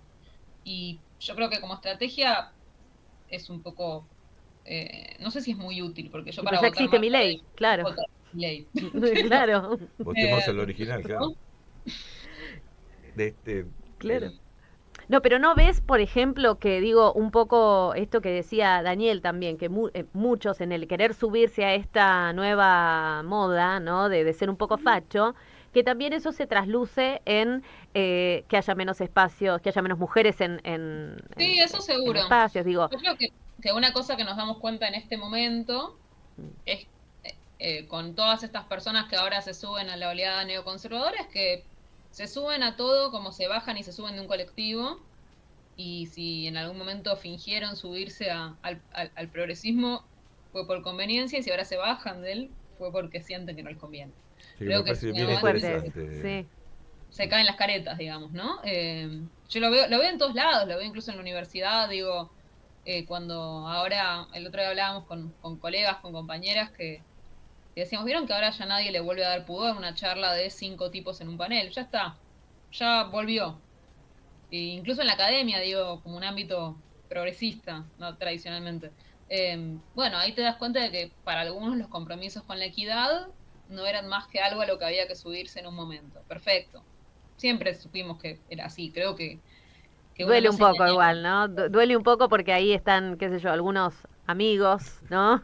Alguna gente que a uno le caía simpática. Y es muy, muy peligroso también, porque uno dice, son modas, sí, pero para la compañera que justo en este momento está haciendo su carrera académica, Claro. que de pronto su posibilidad de tener posiciones desaparezca en los 5 años en que ella tiene que hacer su carrera profesional, no es poco. Y lo mismo con un montón de otras reivindicaciones, ¿no? La gente está viva ahora, entonces no da lo mismo que por 5 años pase de moda ser progresista, por supuesto que no da lo mismo. Acuerdo totalmente con Martín Cohen, la semana pasada hablábamos algo Ujú. parecido, y con Miriam Lewin también lo hablamos, inclusive respecto de las miradas machistas de lo que pasó en la dictadura, y me parece que eso es así. Pero vos sabés que antes de hacerte la entrevista a vos, nos peleamos porque cada uno tenía otra faceta de Tamara sobre la que quería preguntar. Yo no podía preguntar sobre la serie, pero me ganó Luana y empezamos con la serie. Pero sí me gustaría preguntarte, yo leo el diario AR, vamos a hacerle publicidad al diario AR que se lo merece, y leo tus artículos, me gustaron mucho, entre otros. Bueno, el último, que no sé si ya es el último, sobre el tema de empatía, que me pareció que también personifica o es una buena radiografía del momento actual, pero al que quiero ir yo es uno anterior, que no me acuerdo ya de qué semana, donde vos abordás una serie que sí vi, porque sí tengo esa app, que es Adolescencia, y sobre la cual también ya tuve que dar un par de charlas y sobre la cual participé en discusiones y opiné fuertemente que es una serie que yo creo que debiera darse en las escuelas. Ya hay varios países que lo tienen, entre otros el propio Reino Unido, porque me parece que abre debates, no porque estemos de acuerdo, pero ahí yo leí una opinión que me llamó la atención tuya, que la concebiste como una serie adultocéntrica. Sí, es que, y también no solamente adultocéntrica, sino hecha a imagen de una idea de los adultos que, con todísimo respeto, se refiere a la generación de mis padres, que creo que es la gente que tiene tu edad. No, por lo menos no soy tu abuelo. No, digo, pero no tiene nada de malo tener la edad. Mi mamá tiene 60 años, es una mujer joven. Pero lo que digo es, los adultos que hay en la serie se parecen a la gente que tiene la de mi mamá o la tuya, que no tiene hijos de 12 años en general. Tiene hijos de 30. Entonces, ¿no? Y creo que en ese sentido, esos adultos que, por ejemplo, son mucho más ajenos a la vida online que los adultos que tienen hoy hijos de 12 años, que son gente de 40. Y que justamente me parece que a veces cuando digo que es adultocéntrico, digo, también me entronca, si se quiere, con algo que tiene que ver con un discurso muy común, la idea de que los chicos están todo el tiempo en el teléfono. Cuando los chicos están todo el tiempo en el teléfono, en general porque sus padres están todo el tiempo en el teléfono. No es que sus padres no saben usar el teléfono, sus padres que tienen 40 años están todo el tiempo en el teléfono. Y de hecho, mis amigos me han contado 1000 veces situaciones en las cuales los hijos les dicen, mamá, préstame atención, deja el teléfono. Los chicos ahora te dicen eso. Le digo amigos míos que son divinos y que crían muy bien y hacen lo que pueden, no es juzgando a nadie. Pero sí pienso que la serie es un poco indulgente con los adultos, ¿no? Y también, ni hablar que me parece un poco fantasioso. De hecho, cuando uno se pone a buscar casos reales, esa idea de una familia perfecta, porque es bastante perfecta la familia que te muestran. Claro. El padre apenas levanta la voz. O sea, reitero, mis amigos hiperprogresistas levantan más la voz que ese padre. Hay algo como muy armado uy, mira cómo de una familia perfecta puede salir este psicópata por culpa de internet. Claro, Es raro. ¿Y no te parece, a mí, digo, no te pasó porque yo, bueno, que las vengo leyendo hace rato, digo, quizás que hubo antes mujeres que venían hablando de esto hace muchísimo, ¿no? El tema de, che, ¿qué pasa con los varones o qué está pasando con las masculinidades? Digo, y que recién ahora tenga que llegar una serie que se grabó en otro país para que se ponga sobre tapete el tema. ¿No te dio un poco de bronca? Porque leí algunas, un poco, no sé si indignadas, pero sí como diciendo, che, venimos hablando de esto hace rato y nadie nos dio bola. Digo, ¿no te pasó algo parecido? A mí no me interesan esas indignaciones. Yo no soy dueña de ninguna idea. No, yo no inventé nada, nadie inventó nada. Las ideas se mueven en un libre mercado y genial que se conversen cuando y por qué sea.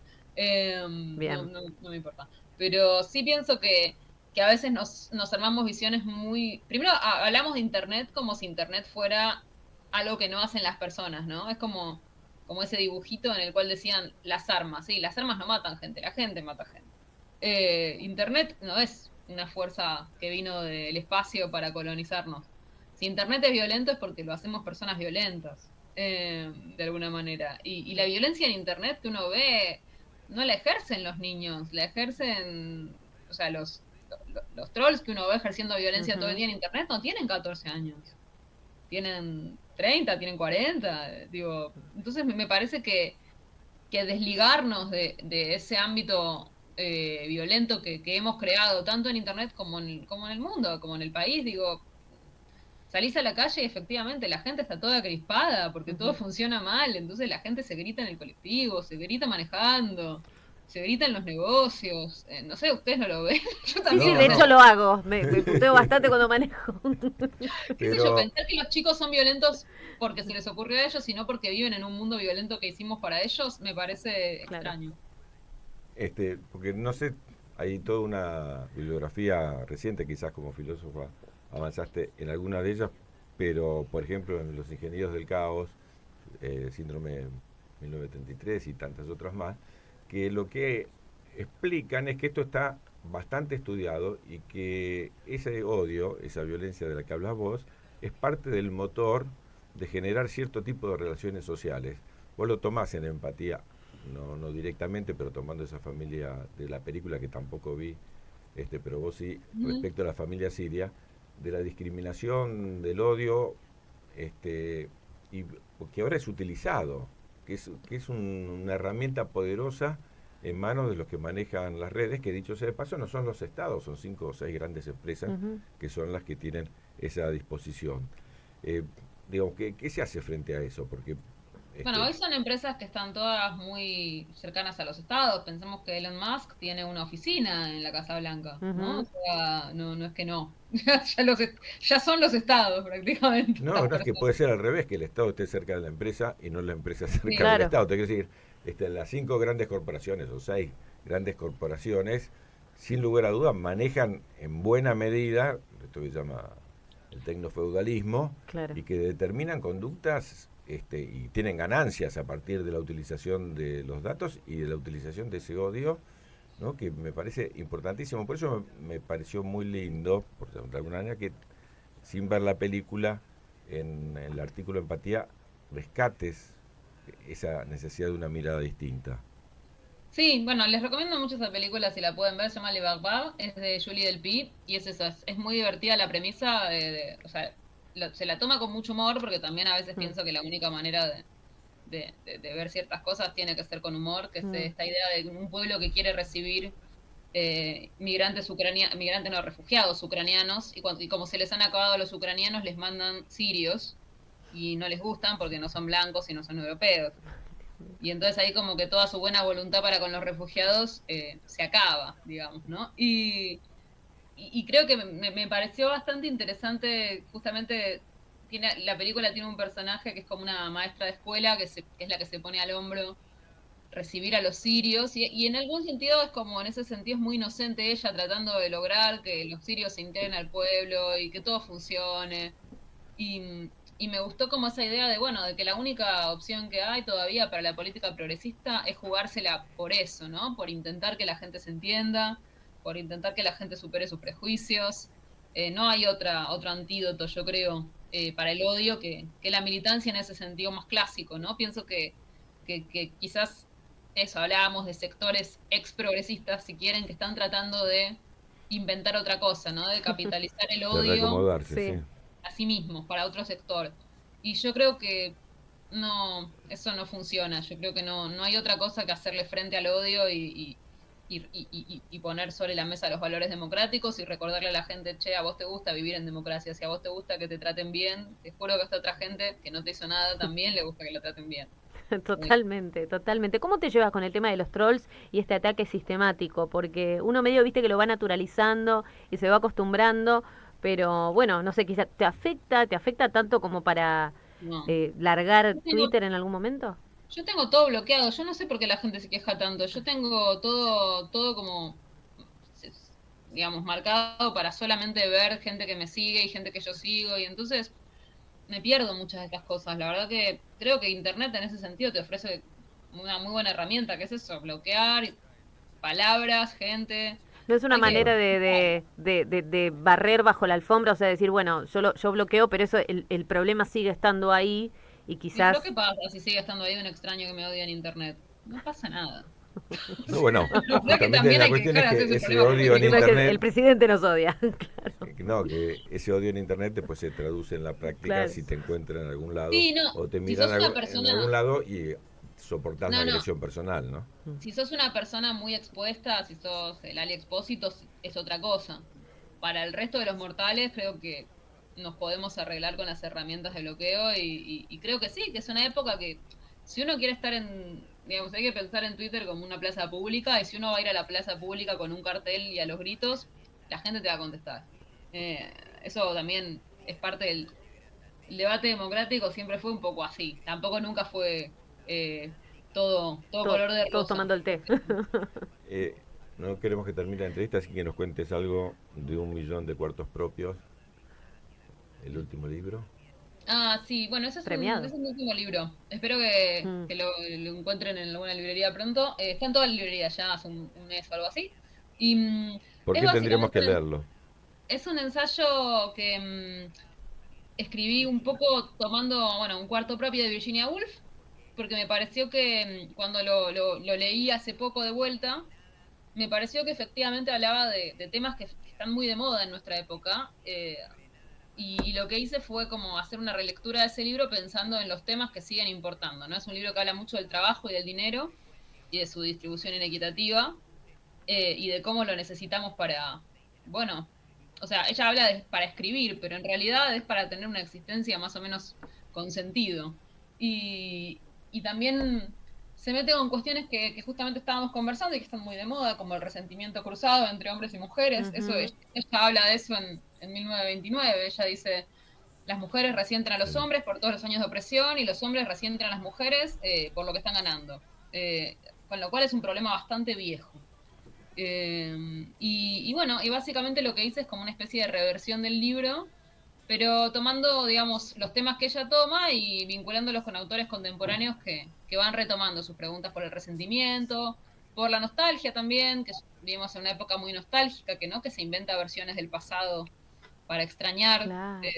¿no? Y Virginia Woolf ya hablaba de eso también, y que, bueno, hay varios temas más, pero también mucho sobre el trabajo y el dinero. Creo que Virginia Woolf hace en ese libro un canto al trabajo, de alguna manera, ¿no? Ella incluso habla de las escritoras que viven de su trabajo, y contraponiéndolas a las escritoras que viven de rentas, digamos, y habla de la importancia del trabajo como algo que te mete en el mundo, y me interesó, sobre todo creo que ese fue uno de los temas que más me interesaron cuando lo comparé con la actualidad, y hoy hay una visión muy negativa del trabajo en la juventud, ¿no? La idea de que es mejor hacer plata sin trabajar que trabajar.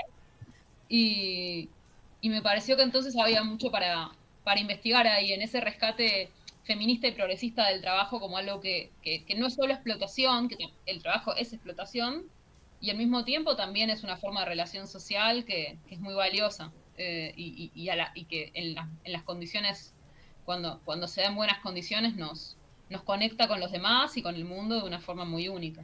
Hace poco te leí, no sé si hace poco, viste que uno va perdiendo la noción del tiempo, ¿no? Con todo esto, pasa todo tan rápido y sobre todo en este país, pero en algún momento te leí en Twitter decir que nos tienen a todos hablando de guita todo el tiempo, ¿viste? Y eso es algo que, bueno, quizás hace unos años no pasaba, tanto uno podía relacionarse y vincularse con el otro y hablar de otras cosas, y hoy nos tienen todo el día hablando, che, ¿cuánto te salió el maple? La verdulería, Sí. ¿en cuánto gastaste? Bueno, es que sí, en Argentina yo creo que tenemos ese problema al cuadrado, o sea, porque hay algo que es de la época, que es que como vivimos en un mundo muy consumista, todo lo que necesitamos es cosas que se compran, ¿no? Ujú. Todo lo que necesitas para divertirte es algo que se compra, todo lo que necesitas para vivir es algo que se compra, pero por otro lado, además en Argentina tenemos, o teníamos, no sé, el problema histórico de la inflación, con lo cual estábamos todo el día hablando de cuánto pagas de terapia, y cuánto pagas de extensas, y cuánto pagas de esto, y cuánto pagas del otro, y cuánto te aumentaron, y cuánto te aumentó esto. Sí.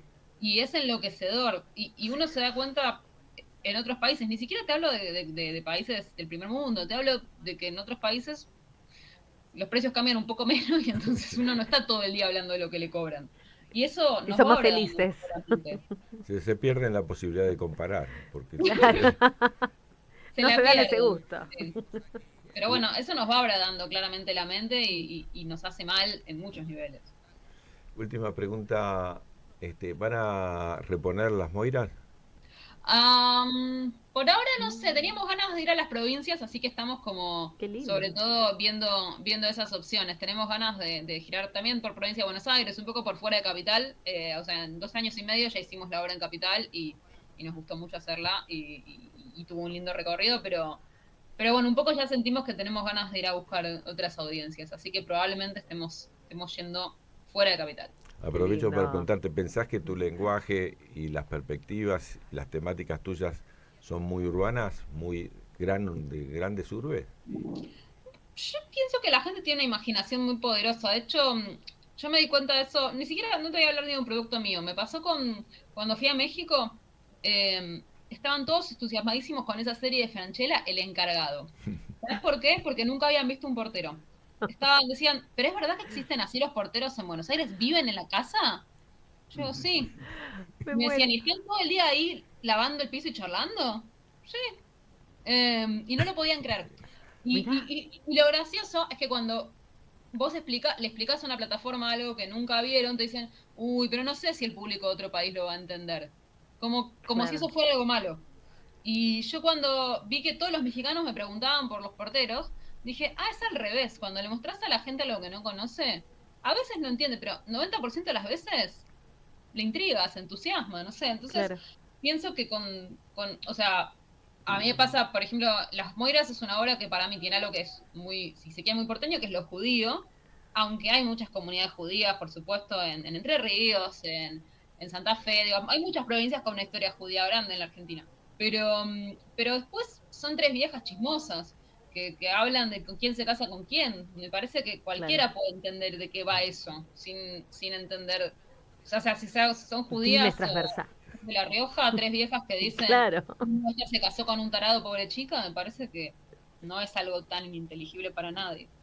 Totalmente, totalmente. Bueno, qué lindo. Nos escuchan, Radio El Plata se escucha en todo el país, así que bueno, ojalá que nos estén escuchando de todos lados y sepan que se puede venir en cualquier momento a Las Moiras, entonces.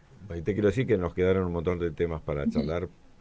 Esperamos en algún próximo encuentro radial o como fuere poder tomar todas esas otras cuestiones, porque la verdad que escribís y haces obra de temas muy variados, ¿no? Muchísimas gracias. Gracias Nos por gusta esta comunicación, bueno, una imprescindible. Gracias, Tamara. Un abrazo grande. Tamara. Sí, impecable, la verdad, esa pluma también que tiene. Y me quedé con ganas también, ¿no? De decirle, ¿no? ¿Con qué criterio elige a las protagonistas? Pues siempre son mujeres muy fuertes, ¿no? Violeta Ortiz Berea en Una casa llena de agua, Lali Espósito en El fin del amor, siempre busca como esas personalidades. Así que bueno, ahí la teníamos a Tamara Tenenbaum. Entonces nosotros nos tenemos que ir a una tanda, ¿verdad? Nos tenemos que ir a una tanda. Vamos. Daniel, Juan Carlos, así que enseguida volvemos.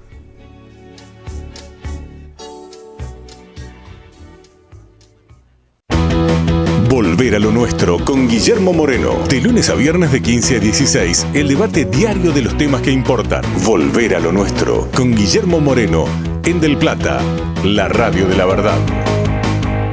Maxi Consumo es el supermercado mayorista que elegís y confías. Siempre trabajamos para darte lo mejor. Atención personalizada, el mejor surtido y variedad con todos los medios de pago. Maxi Consumo crece en todo el país, siempre junto a vos. Estancia Don Ramón, tradición familiar. Una empresa dedicada a la producción y comercialización de carne vacuna desde 2003. Están en todo el proceso productivo y eso permite garantizar calidad permanente. Si tenés un restaurante, carnicería o comercio mayorista, no dudes en contactarlos. En Instagram, @Estancia Don Ramón. Estancia Don Ramón, tradición familiar. Si estás buscando una salida laboral que te permita trabajar de lo que te gusta, sin cumplir horarios, para poder disfrutar de tu tiempo y lo mejor, sin jefes, entonces súmate al equipo de revendedoras independientes Millanel. Es tu mejor opción. Millanel te ofrece la más amplia variedad de productos y la mejor relación precio-calidad en cada uno de ellos. Convertite en revendedora independiente de la empresa nacional líder en cosmética por catálogo. Llama al 0800-555-6455 o ingresa a www.millanel.com. Hola, Facu. Se hizo bosta el celular. Ahora sí, con esta funda no me va a pasar nada.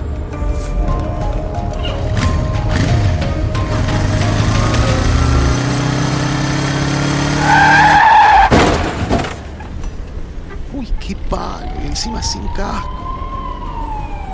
Se preocupó tanto por el celular y no por su cabeza. El último año, más de 1.500 motociclistas, en su mayoría jóvenes, murieron por no usar casco. Vos, que tenés cerebro, usalo.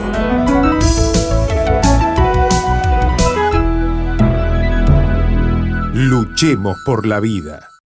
En Kanchi, encontrar lo mejor en Kanchi, lo tienen para vos con Kanchi, tienes más de una opción en Kanchi, tienes la solución,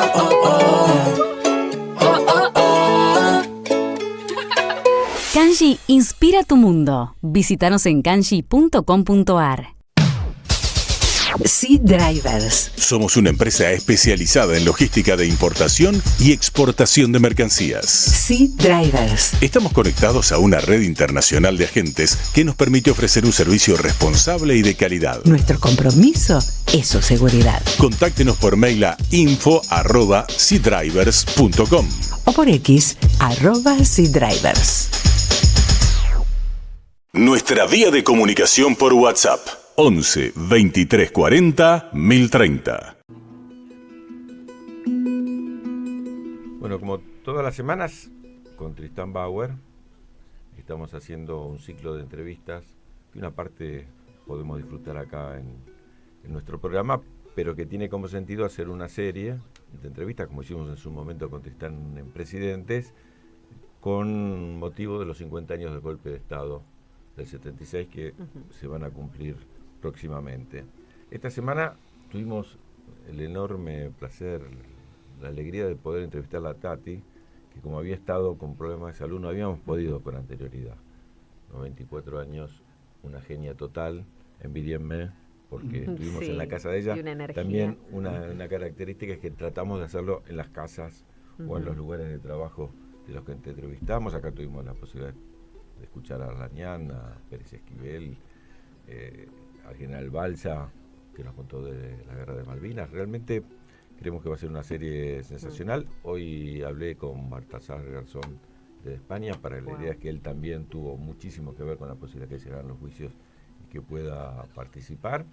Pero también digo todo esto no para que nos envidien los oyentes, sino para que sepan que vamos a tener un par de fragmentos de lo que nos dijo Tati. Alguno, el que elegimos, son entrevistas de más de una hora en general, uno de los que elegimos tiene que ver con esto de por qué las madres de Plaza de Mayo, por qué mujeres y no varones, y qué rol jugaron los varones. ¿La escuchamos? Había ido, antes de ir a Madres, con el que era el marido de Fabiana, con Caco, fuimos un día a la plaza a hacer la ronda, y ahí yo vi cantidad de gente, padres, madres, todos. Y ahí me empecé a avivar, digo, epa, no soy la única desde ya. Porque vos fijate que muchos padres acompañaban a sus mujeres a la plaza, a la ronda. Pero ¿qué pasa? El hombre es más chinchudo. Y por ahí, qué sé yo, venía un policía, bueno. Así que entonces, además, en esa época, generalmente el que trabajaba era el hombre. Entonces, si le sacaba una foto y lo despedían, ¿quién comía? Por eso fueron las madres y ellos se quedaron. Hay un video muy bueno, Dani, que son los padres de Plaza de Mayo, que murió hace poquito el último, Weinstein. Es muy lindo cómo lo sufrieron ellos, la desaparición de sus hijos, ¿no? Eso realmente. Pero yo también digo, además, es que sabemos lo que es llevar 9 meses en la panza a un hijo para que te lo arranquen de esa manera. Y como la iglesia no nos daba bolilla, de ahí es como nace el pañuelo blanco. ¿Cómo nace? Claro. Todos los años hay una gran peregrinación a Luján, el Día de la Virgen de Luján, que es la patrona de la Argentina. Y todos los años va la jerarquía eclesiástica. Entonces dijimos, vamos, y ahí los abordamos a estos tipos, les preguntamos, qué sé yo, que nunca nos recibieron tampoco. Pero claro, tantísima gente, miles de personas que van, ¿cómo uno se va reconociendo? Entonces alguien dijo, bueno, mirá, en un palo ponemos un trapo blanco, empezamos a hacer señales y nos juntamos. Y una madre, porque para los jóvenes que escuchen esto que estoy contando, antes no había pañales descartables, eran de tela. Y muchas madres habían guardado ese pañuelo de su hijo. Así que como en su momento sirvió para cuidarlos cuando eran bebés, después sirvió para pedir por la vida de ellos. Ese es el origen del pañuelo blanco, ¿viste? Bueno, increíble lo que cuenta Tati. Yo les puedo asegurar que cuando tengamos la posibilidad de escuchar toda la entrevista o verla, toda la entrevista, hay partes que no nos imaginamos. Porque Tati, a quien conozco hace muchísimos años, dicho sea de paso, su hijo Alejandro era un año menor en la escuela que yo terminé la secundaria, estaba en un grado menor, así que también me une otro tipo de afecto, pero Tati era ahí de familia militar, totalmente de familia militar. Sí. Y entonces cuando pasó esto, le decían que eran los peronistas y ella lo creía. Ella tuvo entrevistas, miren con quiénes, con Arguindegui, pero por relaciones familiares, con Camps, con Galtieri, y dice, al principio les creyó en esta cuestión de que debían estar en algún lado y que eran los peronistas los que, porque él, acordémonos que es bien interesante este tema, Alejandro fue secuestrado en el 75, es decir, en plena vigencia de las instituciones democráticas, por las 3A. Entonces, la verdad que la historia de Tati, como ella dice cómo se fue quedando sin pelos de gorila, es también una parte interesantísima de este reportaje que hicimos. Qué maravillosa, ¿no? Uno cuando está un poquito cansado dice, ay, no estoy medio cansado de luchar, tiene que enseguida ver a Tati y esa fortaleza, ¿no? Para armarse de valor. Tati y Estela, entre otras tantas, son ejemplos seguramente que quedarán para siempre en la Argentina. Y como estamos terminando, tengo guardado una sorpresa. Una sorpresa. Cuando terminábamos ¿Voy a llorar? Puede ser, ¿no? Yo lloré, no sé vos. Voy preparando la carilina entonces. ¿Sos de las series que hacen llorar? Sí, bueno, sí, sí. Compartiremos el llanto. Yo en el momento realmente me emocioné. Tati, cuando ya nos íbamos, tomó un cuadro que tenía en la pared donde había un poema del hijo. Y él dice, ustedes no me van a creer, yo no sabía que mi hijo estaba en política. Y cuando empecé a buscar las cosas de él para ver dónde podía estar, encontré una agenda. Y en la agenda encontró 24 poemas, con esos poemas hizo un libro. Sí. Pero encuentra el poema que vamos a escuchar ahora, que ella lo considera que es la despedida, que él sabía que le iba a pasar eso, y que es la despedida del ACS. Con esta última intervención de Tati, les vamos a decir hasta la próxima semana. Hasta el próximo domingo, sí, y estaría bueno ya despedirnos con el poema, ¿no? Así que vamos a agradecer a la operación técnica, Agustín Goyechea, operación de video Juan Rodríguez, a la producción Julián Goya Prieto, Lucas Eidelman y Federico Padrón, y bueno, a esta mesa maravillosa, ¿no? Así y al programa que viene. Claro, los chicos de la Liga de la Justicia Social se quedan con ellos después de esta sorpresita que nos preparó el señor Daniel Filmus, conductor de este programa. Hasta el si la muerte me sorprende lejos de tu vientre, porque para vos, los tres seguimos en él, si me sorprende lejos de tus caricias, que en tanto me hacen falta, si la muerte me abrazara fuerte, como recompensa por haber querido la libertad, y tus abrazos entonces solo envuelven recuerdos, llantos y consejos, que no quise seguir, quisiera decirte, mamá, que parte de lo que fui lo vas a encontrar en mis compañeros. La cita de control, la última, se la llevaron ellos. Los caídos, nuestros caídos, mi control, nuestro control está en el cielo y nos está esperando.